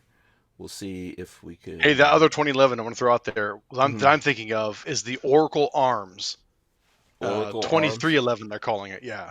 Oh, okay. It takes like 320 mags, but it's like a 1911, but it's, I don't know, it's kind of cool looking. I think that one is interesting as well. It's hot looking. I'll give it that much. Okay, so let me see. It looks like it's this one, right? There we go. Yep. That's the one right there. That's the one. Oh, okay. Yeah. Yeah, it looks cool. Yep. I can totally see KD owning these. 100%. I like, I like. I got to fix this condition I have, and as soon as I figure that part out, I'll be all right. I like looking. Like, I'll sit and stare at it. I'll leave one on my desk. I actually have an area on my desk where I will, if I'm not reading or working, I'll sit and I'll stare at a gun. Sometimes I'll stare at them for like 4 or 5 minutes at a time, and just like see what they're about and like want to feel them. And some of them really reach out to me, and some of them don't. Look at that right there. Look at that. I don't know, Kevin Dixie, you don't have enough bullpups yet. I don't own a single bullpup. Yeah. There's a bullpup kit for the... Fine, we're going to play this game. There you go. Guns are getting thrown up here. This game. Yeah. Hold on. Well, I'm curious. Walther, what the hell is that? This is an AK. Yeah. I know, but which one? Like Romanian. With the dong. It's got a wood dong. The dong. Yeah, that's what they call it. The dong. Okay. It's like the guns with the dong. So, okay. Yes, exactly. Okay, listen, let's give Dave a chance here because I think we're trying to get Roy in here. So, Dave, thanks so much for coming on, man, and talking about this stuff. What booth are you at SHOT Show for people who are going to SHOT Show and they want to... oh crap! I don't have that. Do you remember? It's like 14 something. Right. I mean, you're not going to miss it. Yeah, you guys in the same place you were last year, probably. I wasn't there, so I don't know, but probably. Okay. Right. But yeah, you're right. It is. Yeah, because I did the ads for it. So last year's, yes, it's the same place as last year. So I know where it's at. Yeah. Awesome. Thanks a lot, Dave. We appreciate your support and everything on the channel, man, and coming on, showing these guns. Thanks so much for coming on, man.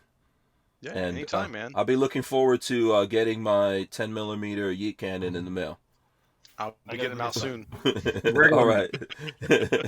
All right. I will catch you guys later. And Kevin, you got my email. I sent it to you. I know you've got it. All right, man. I'm going to check it right now. All right. Thanks, Dave. I said it. All right. See you guys. Bye.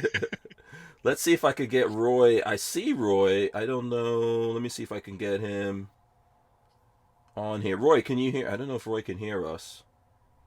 So I don't think Roy. You might have to dial back in. I don't think he's quite set up right. So we'll give him a chance. We'll give him a chance to get that worked out. I don't know if he could hear me, not hear me, or whatever. But we'll get it.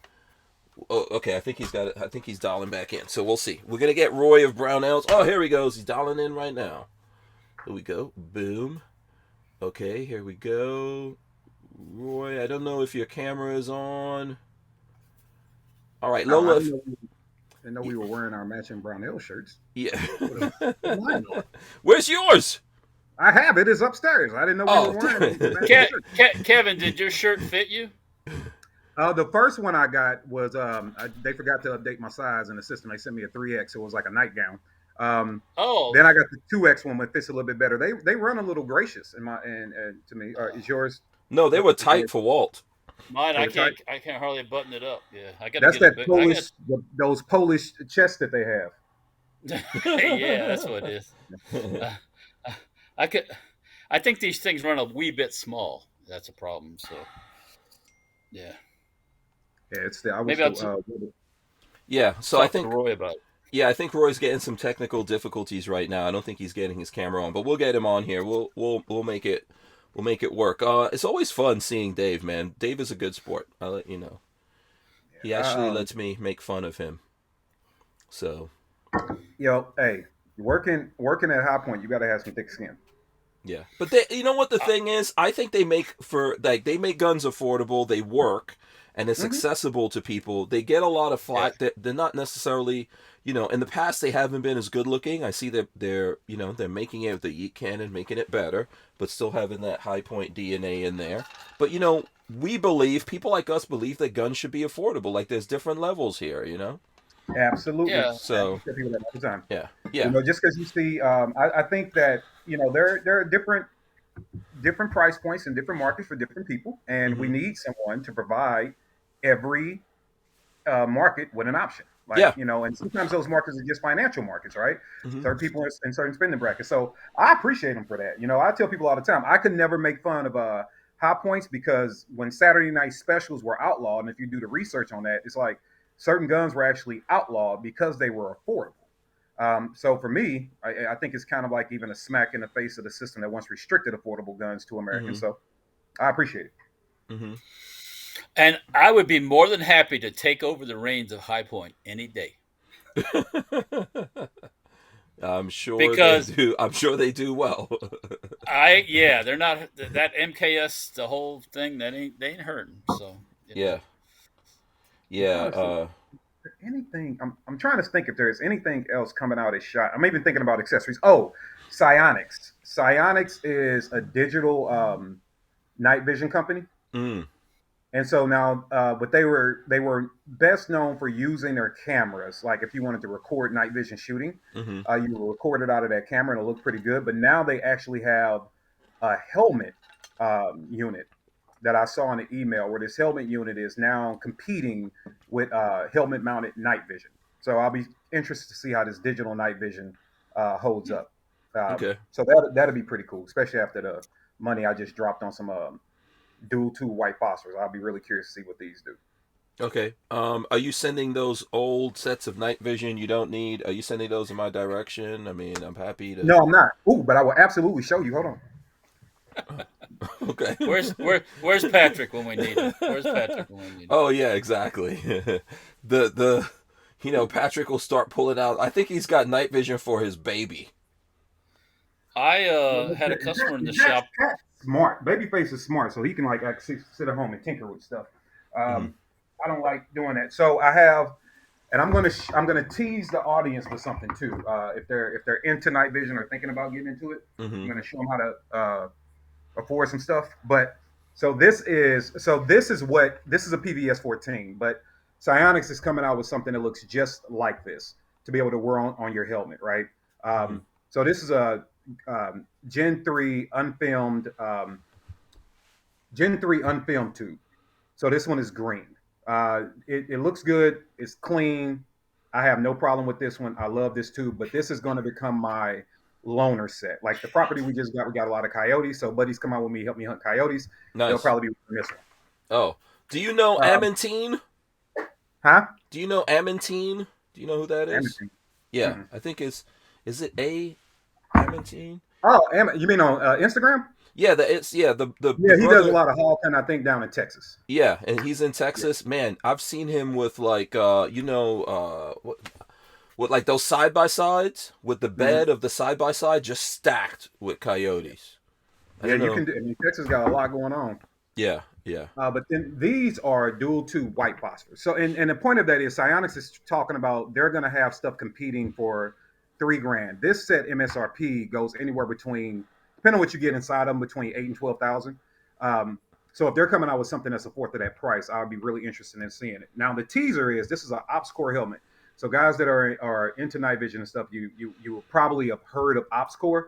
And one of the things that OpsCore is yelled at about from a lot of people is if you want to get the Ear Pro that fit on here, you're looking at an additional $1,200 between the arms and the Ear Pro, the amps. Jeez. I was able to figure out how to actually get the same bunny ear effect, but do it with Walthers. Oh, interesting. So And what did that I'm gonna cost? put up a video I mean, showing 'cause people exactly how you do this. yeah. Oh, okay. So that's just a quick. What did you 3D print something? How did you? I'm not going to tell you. Okay, there's a video. It's a video. Come out. Where is the video going to be on? As I know you It are will be posting a on lot the of Real videos. NLC YouTube channel. I didn't spend all this money on these damn lights for no reason. Man, I got mixed videos. Okay. But Nice. it will be on the channel because I noticed that how-to videos are very popular. So I'll be Yes, they are. making Yeah. a how-to video on that. Yeah. Oh, cool. All right, cool. Yeah, we're still working out whatever's going on with Roy. So we'll get him on here. He might have to like restart his whole computer and all that kind of stuff. So we'll get him worked out here. Okay, so Walter, SHOT Show stuff that you're looking forward to. Well, I said I was going to go see Zenith. Zenith, right? And see what they got going on. We had a customer in the shop the other day doing a purchase for something, and he works for one of the night vision companies that does a lot of government and police night vision. Mm-hmm. And I got to find his booth when we get there because he said that I can get any of it if I want it. So at a good price. So we'll they like okay. The night vision, you know what? I used to think, and that they the do night helmets vision too. was, That's the guy that years ago until I was in my situation. Oh, are we still here? No, yeah, you're still here. I'm just trying to get Roy on.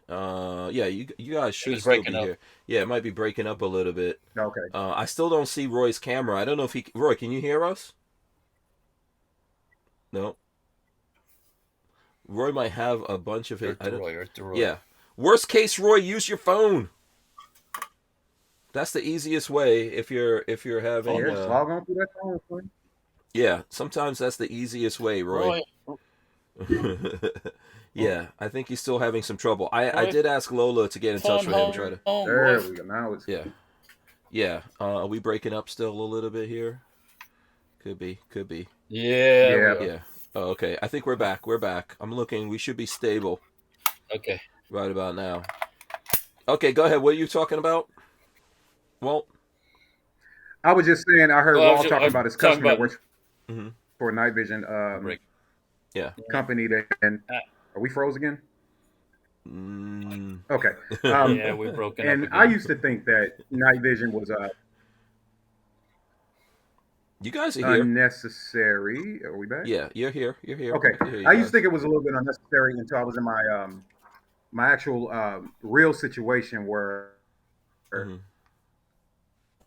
it could have went really bad and lacked the ability. And so when it showed me, real time with, real potential engagement, the real disadvantage of not having it, if you are able to get it, it's absolutely, in my opinion, worth it. Now, it's just going to be another thing sitting there if you don't train with it.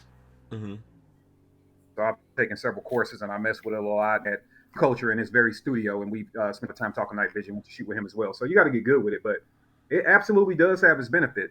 I'm also going to put up another video how to teach people to get into it for normal like a third of the cost of what most people tell them that they have to spend, because you don't have to spend. You can get it. You can get a night vision for the cost of the custom shotgun. Yeah. Really there's lots of different ways, and especially if you have the skills. Does anyone care about the FN announce some stuff? Here, I'll put this is a Truth About Guns article. FN announces the new 510 and 545 10mm and 45 ACP pistols. How many people really buy? Okay, so now let me get this right. Is the 510 basically, first of all, so they're both 45s? No, one's a 10mm, one's 45. Yeah. Okay, so one's a 45. So here's my question. So if is the 510 tactical basically the FNX 45 striker fire? I don't know. I don't know either. Pull that. So pull that picture back up. Okay, here we go. So and this is not a good picture. I'm looking to see if they have. Let me see. Can we just go to FN on this, maybe? Let me see, because this might take. Okay, this might take us to FN America. Oh, okay. Cancel the mailing list. Okay, here we go. Okay, so bring that picture up. Yeah. Okay. This one? Yeah, is that the 45? No, this is the 10mm. Hold on. Bring up the 45. Which one is the? There it is. Yeah. The 510. Yeah.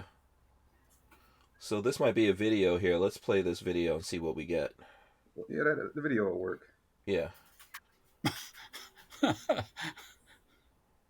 There you go. Oh, there you go. Big. With a big steak. This is marketing. Yeah, they know what they're doing. Good job. Yeah. So some serious money was spent here on this. But so there you go. Now, yeah. With that, when I'm looking, freeze that frame right there. Freeze it. Yeah. Oh, hold on. I go back. Freeze it right. Go back a little bit more. Freeze it. Right there. Okay. Boom. Perfect spot. Look at that. So when I'm looking at that gun, right? Mm-hmm. I'm really only thing it seems to be missing at a quick glance from the FNX 45 is there's no external hammer, right? So here's the FNX 45, and that gun just seems not to have an external hammer. The grip angle might be different, but I could be wrong. But yeah, they are very similar. What do you think, Walt? Yeah, they have similar look. Yes. Yeah. So that's what I'm curious about. Now, I'm going to go look at it because I'm like, if I did not own the FNX 45, which by the way, I got to give FN a credit on this. This is an awesome 45 caliber gun. Just it is awesome. But if I already owned this, I don't think I would go to the 510 if they're that similar. But if I didn't own this, then I could see why the 510 would be appealing. Yeah. But they just, when I first saw it, I'm like, oh man, they look just alike. Yeah. FN does some cool stuff, man. Isn't it FN that has the Browning high power? Yes. One of them, yes. Yeah. Oh, that to me is curious. Now the 10 bill, I don't know. So Walt, let me plug your mind on this. What do you? So here's that grip angle. Sorry. Here's that picture of that grip angle better. So is the 510 the 10 millimeter? Nah, brother. Those well, this one is not. I think that looks. This is the 45. That looks exactly the same. Yeah, this is the one the guy was shooting. Yeah, that looks exactly the same. The only thing difference is I have a different backstrap on mine, but it's still checkered. It's checkered in the front. It's checkered on the sides. No, look at it. That's the same. Okay. They just have stippling up here, but. And this seems a little bit shorter, but I could be wrong. Maybe this one's got it. Well, I don't know. Did his have a threaded barrel on it? Yeah, it does have a threaded barrel. Yeah, that you can definitely see that barrel, that thread is not sticking out as far as the one on mine. Yeah, I don't think the barrel is as long, but yes, it looks very similar. Mm-hmm. Yeah. Now I wonder if the magazines from that one will work in this one. That'd be curious. It's possible. I think. So that's from FN. I don't know if there's a lot of people excited out there about that or not. Now, what do you think? What is your opinion about the resurgence of the 10 millimeter handgun? Like, where do you think that's coming from? The 10 millimeter handgun, coming back out again like that. What do you think that's about? The cycle of life again. I mean, it's. Early 90s, 10 millimeter was all the rage. FBI and police departments, then 40 cal. Then we come back around. Oh, there's a thing called 10 millimeter. Oh, that's so cool. I want one. It's like it's that thing in a gun world or in life in general where things just go in cycles. So here we are. We're back at 10 millimeter again. It'll run for a while. It'll be the cool boy on the shop, and next thing you know, it'll be something else. I mean, I have a 10 millimeter and I enjoy shooting it, but if I'm not like hunting or something, I don't. It's not a gun that I take out and we just shoot steel, go pop pop pop pop pop pop pop pop because it's too expensive. Yeah, it's and I think 5.7 is here to stay, man. Well, 5.7 will be here, but once again, that's not a blasting round either. You can't go out and no. Unless you're balling. Even if you're balling these days, man, with the ammo situations. What? Man, I had a guy that was willing to sell me his FN 5.7, and he was like, "Dude, just I'll take like give me $800 for it." And I'm like, "No." And he was like, "That's like $400 below retail." I said, "The gun ain't the problem. I'm not spending that money on that ammo." I'm just not. Mm-hmm. Yeah. I think so first of all, Ruger got into the game, right? And they're doing a couple of guns. Which was better. And then PSA got in the game, and it was even better. Yeah, so, I think we have a video on that where me, you, and Flying Rich shot the Ruger, the FN57, and the Rock. The PSA Rock, yeah. So that made it better. What would really make it better is the ammo, like KD's saying, right? Like, if that ammo was more available. But I think PSA is getting into that ammo game, and, we might see that. The Who Moved My Freedom podcast is made possible by our partners at 2A Commerce. Veteran-owned and with over 20 years' experience, 2A Commerce is the leader in custom e-commerce and web application development in the shooting sports industry. Clients include major brands such as Guard Dog Body Armor, Sylvan Arms, AccuFire Technologies, The Tactical Games, Warrior Knife Company, and yours truly, Hank Strange. Visit 2A Commerce and support this show by supporting them. Once again, visit the number 2acommerce.com. Okay, I think that Roy is having problems with his phone, so we're not with his computer, so we're probably not going to get him on. He tried though. We were in the background trying. So too bad. Yeah, thanks to Roy for trying. We appreciate it, and big shout out to Barnauls, because that's where this beautiful Helion came in from. So there you go. This is the Helion too. Bullpup. Yeah. What did you think shooting it? It was fine. So I was at a USCCA training event, and Guns and Gear had one. Oh, okay. And we swapped. I gave him my rifle, and I took his for a minute just to give it a run. It was pretty cool. Mm-hmm. Yeah, it was pretty cool. So what do you? Oh, here we go. This is it. This is the 110 millimeter handgun I own. I actually do like the round, but once again, I don't go shoot this one a lot because this is really just a sidearm for hunting. I am teaching in Alaska this year, so I might take this just for that. Okay. But this is. I had to own one, and then I had mine all done up and stuff, so I even had it ported. So it feels more like you did it blade style here. This is a blade kind of design on here with the inside being red and all that. Mm-hmm. Blade the vampire. Excuse me, sir. I've watched all the Blades. Who the heck? Don't disrespect me, Hank. Maybe Walter didn't know about that. You guys can talk Blade, okay? I don't know. That was Wesley Snipes. Walter. Oh, okay, yep. okay. Which Blade would have paid his taxes. Oh, jeez. Yeah, that's what I think when I think Wesley Snipes. Yeah, I'm telling you. Him and the IRS. Brother got locked up. Oh, he got locked up, seriously. Yeah. I know he's happy right now that Republicans are cutting the funding for all those, 87,000 IRS agents? Oh, that's good. That's great. That's awesome. Fuck yeah. Yeah, that's a lot of people digging into your money. Yeah, hopefully it goes all the way through. Who did the stippling on the grips there, KD? This one was done by a company called Midwest Cerakote. They unfortunately, the guy that did this one, unfortunately, I believe, has jumped out of the business. But they went on into bigger and better things. They're actually like a aero engineering company now. So poor guns were making the money that they make now. But yeah, he did a really, really, really, really good job. Now the guy that does all my stippling is Wayne Hammer, who, in fairness, would have rocked this even better. He's just a different animal, a different beast. I can actually show you one of his jobs. And Wayne is hard to get to do stuff, but when he does it, he does it. Yeah. So yeah, what do you see on the wall over there, Walt? Oh, okay, he's back. This is one of Wayne's stippling jobs. See if I get. Oh wow. Yeah, that looks computer. Like, damn. Yeah, Wayne is absolutely ridiculous. And with this one, I was just like, dude, just surprise me. Just do something interesting. And this is what he came up with. Interesting. Okay, good. He's a different animal. So Wayne Hammer Customs on Instagram. If anybody wants to reach out, now he'll curse me out because people will DM him. He'll get mad at me, but it's okay. He'll be all right. DM him anyway.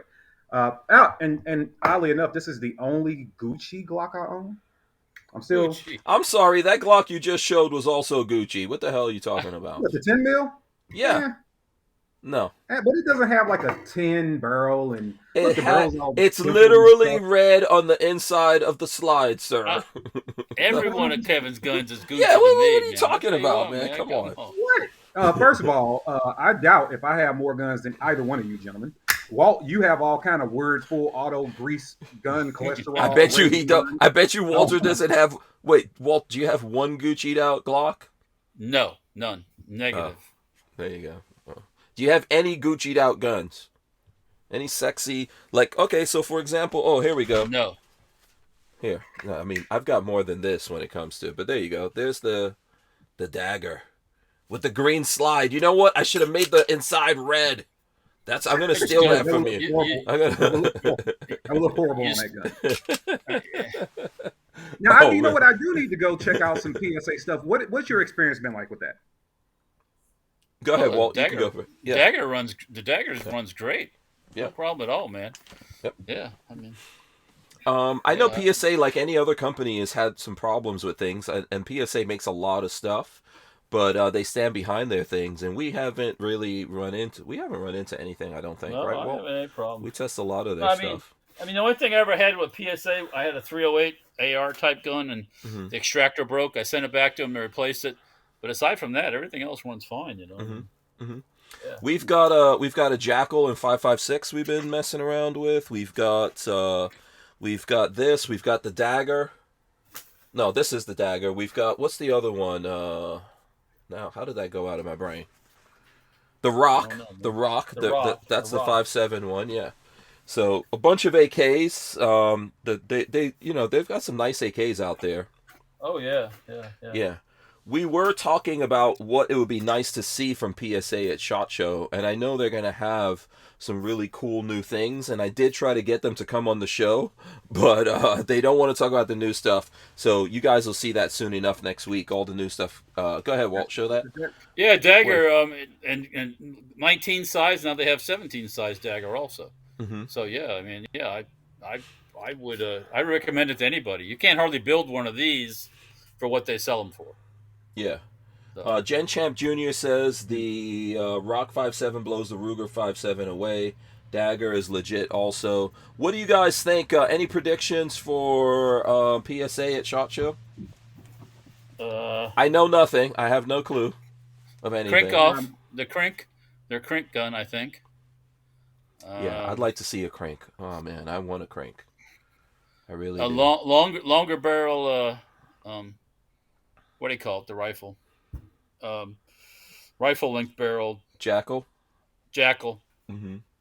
Yeah. I think they were talking something about a 7.62 39 Jackal. I thought I heard that at one time. Okay. I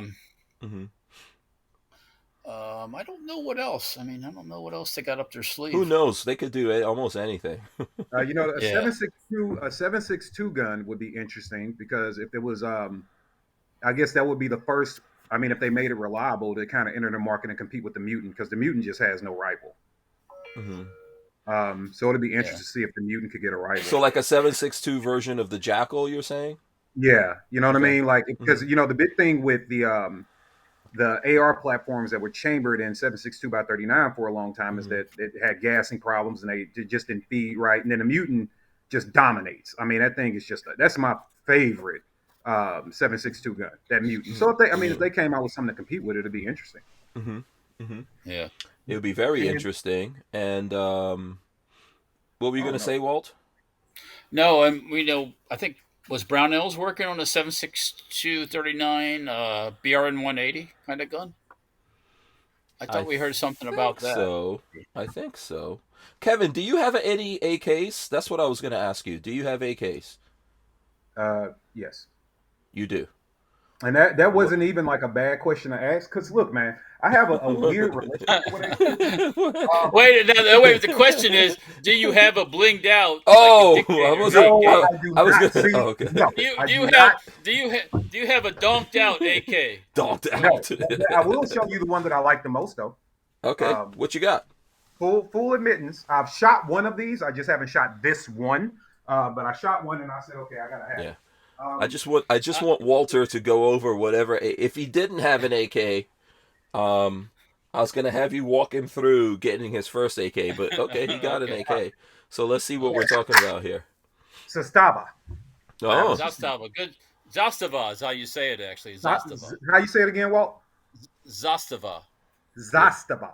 Yeah. Okay, so I have this one. That's a good choice. Good guns. Mm-hmm. Yes. Thank you, sir. See, thank you. So I have this one. I am going to and I even have a now. Don't get me started with the Dictator what's the thing. people? No, them dictate. They work for the ATF. I've had. Oh. Same I already thing. got this Same thing with thing. an ASR mount on it. So Mhm. I have an ASR mount on this thing already, where I can put my can on it. Oh, I filed oh. for my can electronically. I want to point that out for it's Okay. supposed to be about 90 days a year ago, and I'm still waiting on the approval. Um, Hmm. but and I got the Silencer Co Omega coming in for this thing. Oh, yeah. But Nice. yeah, I have Okay. this, and then I got Dead I got Dead Air has some good stuff too, Walt. I don't know what you think about Walt. Do you have Well, I mean, do you you know, have opinions on like 762 suppressors and stuff? I know what's the one that Babyface has over here? What is that one? that's He's not a got dead air, is it? it might be a Dead Air, I think he has. Oh, what's this? this Oh, is that's a a little shorty. Pioneer Arms. Oh, Pioneer Polish stuff. That's good too. Yeah. Yeah. Oh, So I Yep. have okay. this Kevin one, Dixie's and then I not put even a messing around with the AKs. You know what, no, I put a Kevin? That's junk, man. I little think you should get rid of it. Just send it to me. I'll take it off. no, absolutely not. See, what happens now? Me and AKs, we get along. Like we are friends, but I Hmm. look at them and I'm like, okay. So I said this year was going to be the year that I actually deck out my AK. You know what's funny, Hank? I was actually going to reach out to you, and because I lost my contact with Krebs, Okay. and I wanted to because I have this one, which is probably not the AK anybody wants to see anymore because of what happened on video on YouTube. But Wait, what? What? What? yeah, it was the where the hell was that? It's one of these guns. Hold on, it's one of these guns. I'm getting jumbo. By the way, Walter knows about AKs, man. I go to Walter, and then if you start Babyface talking about AKs, well, forget Oh about God, no, forget it. Yeah. it. Um, You'll hey, hold never on. get him to shut up. It's not necessary. Go over Yeah. But What is he talking about here it is. I got it. that was All on right. YouTube? So Let's see. I said I wanted a really good, clean. I mean, and Walt's giving me the nomination for those two. So this is remember the Vishka or Visca, Yeah. whatever. Yeah. All right. Century So Arm. I was gonna send this one to Krebs and be like, just make it awesome. Okay. Okay. But Yeah. I mean. Uh, let me you have it, might brother. want to. Bring it. Let me have it. No, you might want to send something a little higher up the food chain to make it. Yeah, Awesome. if you're gonna. Oh boy. Okay, I mean, let me ask this. So let me ask because Uh-huh. this is the platform I have the weakest amount of I have the weakest knowledge in. So I love asking questions about AKs. So when it comes to like this guy, right? No, not that one. I'm sorry. Not the Vishka. Say it Zastava. again. The Zastava. The Zastava. Zastava. All right. So when Yeah. it comes to this one, if it is already up the food chain, as you would say, then should you really tune it and upgrade it if it already performs great out the box, or do you send the ones that maybe don't do so well out the box? Well, you tune it.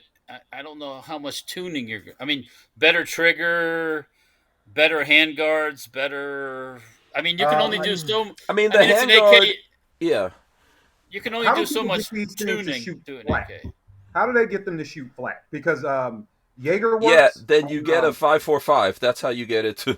Yeah. You get a 5.45. That's what we were talking about the crank. Remember we were mentioning the PSA is coming out with a crank. You want to explain exactly what the crank should be, Walt? Basically, Well, I mean, we're like gonna a get crank different. off, the small little AK type. Yeah, they might It's do it as kind 5.45 of like a 39. pistol, but it's really an SBR, right? Yeah, Yeah. exactly. Yeah. Yeah, and it's But I mean, Let me see. I you, can pull it up. only thing about the Zastava, sometimes some of the accessories are not as available, like handguards and stuff. Hmm. But Yeah. that way, you have to talk. You have to talk to those people you want to do the work, then they can tell you. Hmm. But as far as a better gun to start with, I would, if I had a choice between the Century gun and the Zastava, I'm gonna get a Zastava any day. Boom. Yeah, So, I mean, I think you've done pretty good. Like, this is me. Walter knows better than me on this, but I've learned the hard way. You've got a decent, handguard there already. You don't want to add a lot of weight. What's on the side? Do you have a thing on the side to mount, like a side mounting on the other Yeah. side? So I got the one. Yeah. The mounting Yeah. system. So, yeah. Okay. Well, so there a you go. good, Yeah. Go a ahead, good Walt. scope base, Yeah. which they're out there. You've got a good stock Yeah, on there already, right, Walt? I think that's a good stock right yeah. there. Well, Yeah. it's adjustable in the back. Yeah, I Yeah. mean, Um, you could probably upgrade the trigger a little bit, but that's what trigger is in there, KD? Do you know? I don't know whatever the hell come with the gun. Okay. yeah, exactly. That's the Zastava stuff. Okay. Mm-hmm. They did a video about how they have to, when the guns come in the country, they have to modify them to make them Mm-hmm. 40, for that 22R garbage, Mm-hmm. and they leave. It's what they change other things, but they leave the trigger as a trigger from Serbia. They don't put the American triggers in them Okay. because they think their triggers are better than the American triggers. So, Is it? What do you think on that, Walt? Is it a better? well, I would rather, like, for example, I'd rather have the Polish trigger in the Polish gun than have it put an American trigger in it. So I don't know what they do on those Polish guns. I like Polish stuff too. They know how to make stuff too.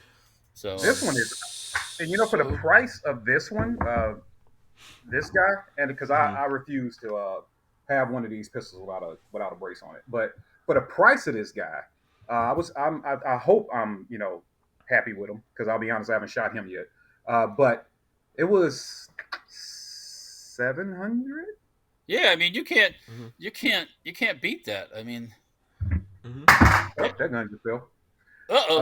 It's a gun. And it's good. Yeah, it's a gun. Yeah. I'm not that sensitive.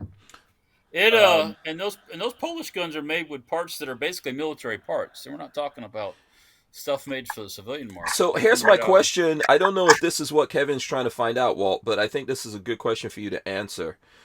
Are you saying that it's like better value or whatever if he leaves the trigger that came in there based on the country where it was made, and then if he wants to upgrade that trigger, maybe polish it or something like that? Or yeah, I mean, some kind of...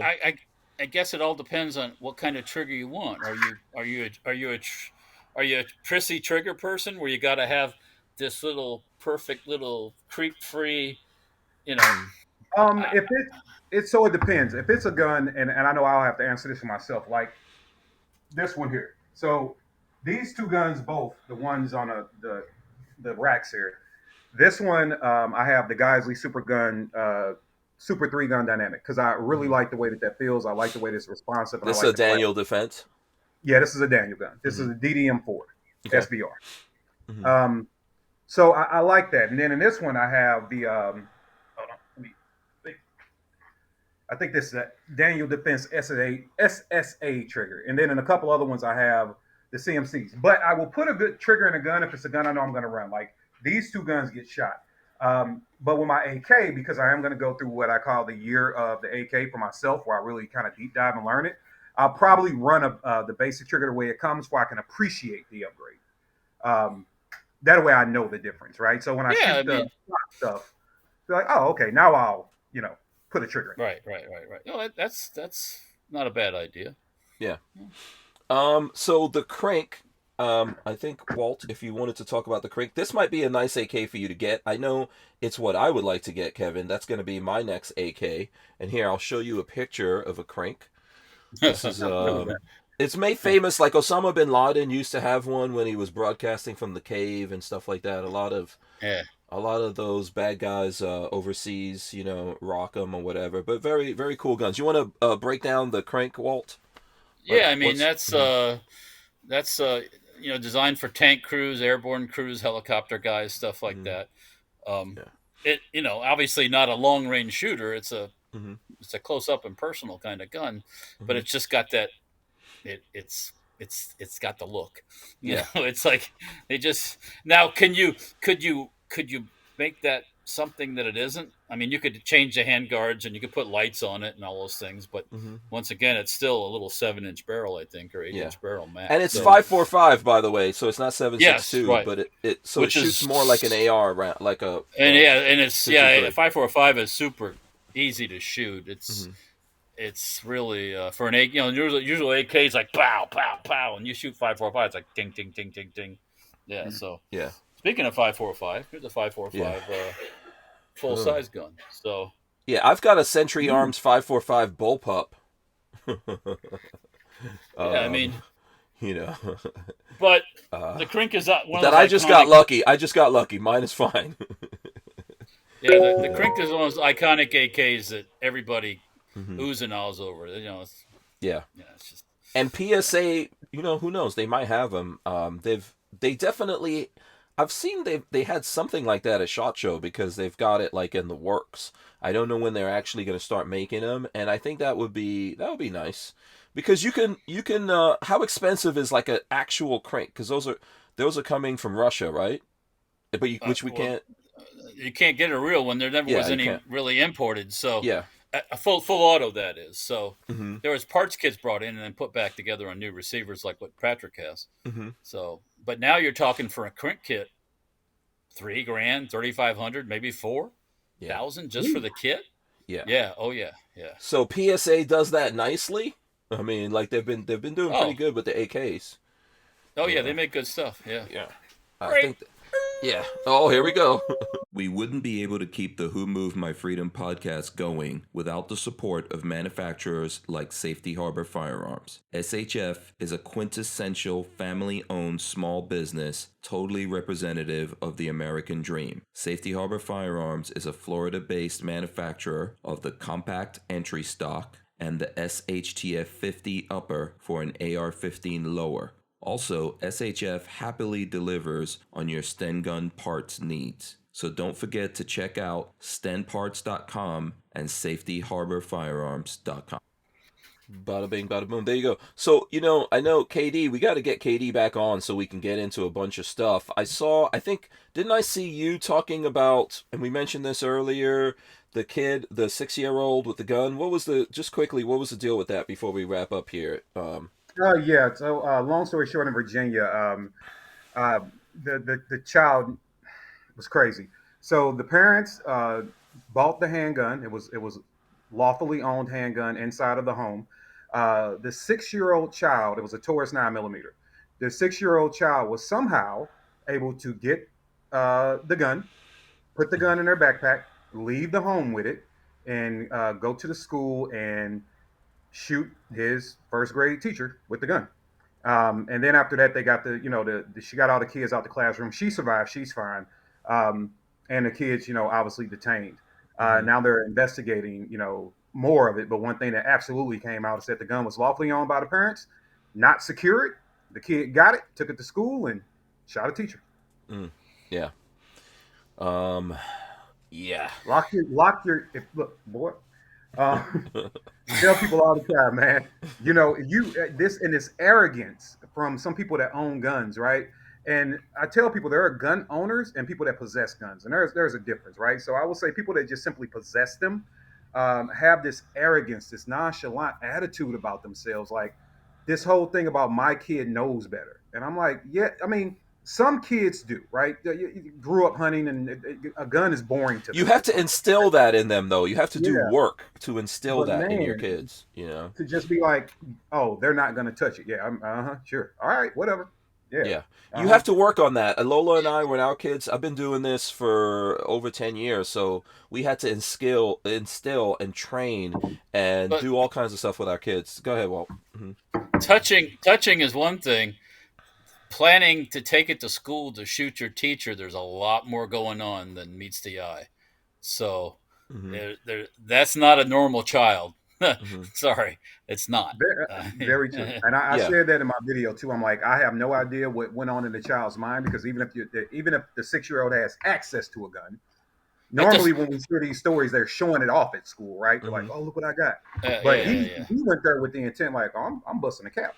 Yeah. So he that's either knew what to do, or that gun was loaded and all that kind of stuff and ready to go. So one of those things happened, and my opinion on it, like, I get it. You should have guns ready to go in your home and all that, right? But typically, especially when my kids were young and I was training them this stuff, something was ready to go when I was in control of it. Yeah. So, but I don't know what happened there. They could have, Yeah.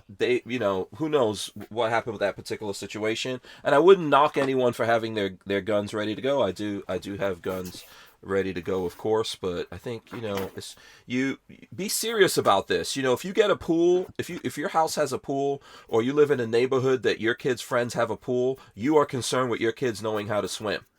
Oh yeah. When your kids are around cars and stuff like that, you make sure that they understand what's going on with the cars and safety of that kind of stuff. And you need to do it with firearms as well. It is at 6 years old, that's the parent's responsibility. So absolutely. You mentioned pools in Florida. More kids are drowned in pools when every year than get hurt with guns. Yeah. Oh, boom. Yeah. So a lot of bad stuff happening there. So anyway, listen, I know we've hit the time here. I wanted to make sure that we covered SHOT Show. KD is going to SHOT Show. Kevin, are you going to be doing coverage and stuff like that on the YouTube channel? Yeah, I'll be putting out some stuff. There are some partners that I'll be meeting with, and this year is going to be less about necessarily content for me, but I'll put some out that's more about business relationships, if you will. But there are some things I'm absolutely interested in covering, like that Rock Island, and I definitely want to swing by PSA. So yeah, if I see something cool, I'll whip out the camera and gather some cool stuff for people. He'll have the damn camera eating my candy. That's what I'm telling you, man, I'm smashing, man. I'm coming through. He'll sneak up behind like a snake, and he'll try Who to sneak told up you? on you and Walt, grab you. This is like you go to a park, right? One of these like national parks, and they tell you don't feed the bears. Why are you putting out candy for the bear? And you know what the horrible thing? They'll be in the middle of talking to potential customers, right? And there he is. They'll be over there talking, and I'll just slide right behind them. Yeah. Like, Yep. Right, and then people are probably like, "Who the hell is this dude?" Oh, but you know what? He's not the only one. Some of these people live on candy at the SHOT Show. So oh yeah, man. I mean, come on, man. Yeah. It's tough walking around there. And come on, like a bottle of water at SHOT Show is $5 or something. Oh yeah. No, if you don't bring your own water and snacks, you're crazy or rich. Yeah. Oh yeah. That's ridiculous. But no, yeah. I always put protein bars and water in my bag, and and if I'm hungry, I'll wait till the show's over and be all right. It's crazy as hell. Absolutely. Yeah. Here's my tip. Wait until the show is over and catch Walter going to dinner. That's what I do. I think you're going to have to fight with Flying Rich on that one. Well, I'm not going to be there this year. So. Oh, I know you're not, but Rich is going to be there. So, But that's my trick. I'm always like, oh, it's the end of the show. Let's see if we can catch Walter. Yeah, where's he going to eat at tonight? Yeah. So Katie, tell the folks, how where they can find you on social medias, how they communicate, what kind of stuff you guys have going on.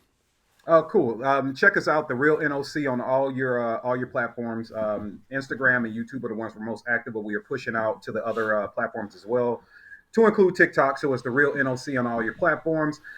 Check out the YouTube channel. We have been dropping a lot of content out over there. We're trying to average 3 videos a week. So we put out a lot of content, giving our take and spill on things that will start to include training tips. Like we have how to outfit your plate carrier video coming up. We have, I don't know, I think the last time I checked, we have 17 gun reviews on deck.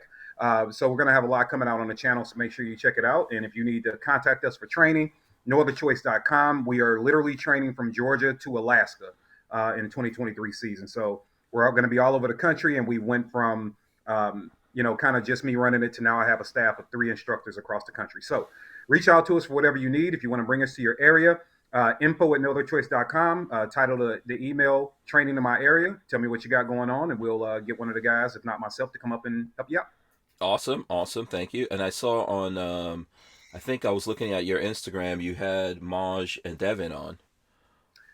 Yeah, we had a good conversation about the rap culture and the negative side of rap culture, because there's a positive side, then there's a negative side. So we had the conversation about the negative side and the lies that's being told. So we that was a no holds barred conversation where we pulled no punches, and we just delivered the word that needed to be delivered, because a lot of it is just fantasy. But we're ultimately trying to get people to understand, especially the younger generation.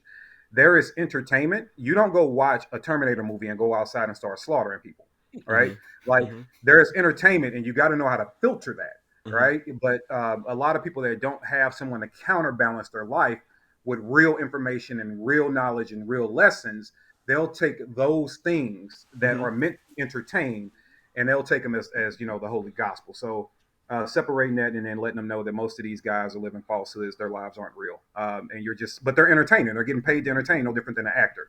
Mm-hmm. So just kind of delivering a message to the youth about not falling for it, and I'll leave everybody with this. One of the things that I said during that conversation, especially this the idea of you're a goon for someone, right? It's no different than being an infantryman in the service. It's kind of the equivalent, if Mm-hmm. you will. And Mm-hmm. that's like a badge of honor now, is that I'm willing to do extreme things to, please my crew. And like I explained to the young men, imagine God giving you breath and you actually being a living thing on this earth. And the highlight of your life is being the low life of another man. Just imagine that. Crazy. And when your ass goes to prison, you will be entertaining some prisoners. And I tell them that all the time. Most of these that. guys are tough. They were like, this whole no snitching thing. I used to get dudes, and I'm not even the one that's in charge of you snitching or not. That's a detective's job. I used to get dudes out the paddy wagon. You haven't even seen the inside of a jail yet, sir. You just got on handcuffs. They're getting out the paddy wagon, telling me everything that's going on. What? Mm-hmm. So because it's not real. Once you were looking at some of the toughest people you've ever seen, very few of them actually live up to it. I cannot tell you the countless amount of tough guys, right? Don't matter. Bikers, standard gang bangers, just tough dudes on the street, don't matter who it is, that I've seen that are these tough dudes. And within 15 minutes of being around me, I got to strip them out their clothes and put them in a paper gown because they're trying to kill themselves. Once reality starts setting in about the consequences. So, we were just having a conversation about that, man, and it needed to be had. Absolutely. Absolutely. Okay, Walt, you got to remind the folks out there where the booth is, all that kind of stuff, as well as social media and how they can get in touch with you and show the patches. I don't think Kevin's seen the patches, so I'm going to go full screen. Yeah, look at this, Kevin. Is that Buc-ee's? Oh, you know it, baby. Ooh, I want Buc-ee's. I like Buc-ee's. If you talk nice to me, Kevin, I may get you one. Okay, I'll be nice. Oh boy. No sneaking up on me. We already know he's going to be nice to Peggy. I probably will. I'm pretty quiet and slick and shot, y'all. I'll sneak up on you. Yeah. Okay. So go ahead, Walt. Yeah. So at the SHOT Show where those patches will be, it's at the booth is 20038. That's in the law enforcement ballroom upstairs. If you go to SHOT Show, you know what that's at. Then so social media, Safety Harbor Firearms on Facebook, Instagram, and YouTube, and Utreon, along with Safety Harbor Farms. Yeah, and then Dirtfoot Racing, the mini bike stuff. Look at that pretty stock. Yeah. That's my new stock there, Kevin. This is the B&T stock, Kevin. Oh, yeah. Nice. Oh, yeah. Oh, you know it. And then there's stenparts.com for all your Sten parts stuff. That stock will probably be sometime in March. I don't want to say things too soon, or I'll get somebody's gonna come and hit me inside the head. Probably sometime in March. So, and we're doing a one for the other one, the GMH, whatever the heck it is, the other B&T that everybody has. So yeah, that's coming next. So I think does Kevin have a B&T? I don't know. I think he does. No, I have the closest thing. Well, it's not even the closest thing that I have to that is Stray Bug. The street. That's right. Yeah, that's what we make a stock. We make a stock for that too, so that's not a problem. But yes, you have to get a B&T there, Mister Kevin. Yes. That's a damn used car. That's two of them are a nice used car. Yeah. So right. Jesus, man, the B&Ts. What else? I mean, aren't those things like what 4K or something like that? Basically, those. Well, one was $2,500, and the other one was. I spent $4,500 on two of them. So. That's not bad. Yeah, For two, that's not bad. It could be worse. It could be worse things. Well, yeah, there is worse things, but yeah. I mean, there's 22s that are $10,000. So. Well, there's damn 45s that are $5,000, right? Yeah, entry level. yeah. So there's gonna be. We didn't even talk about Cabot Guns, man. Kevin, you got to go to Cabot Guns if you don't know about Cabot Guns. I'll go to Cabot Guns to window shop. Yeah.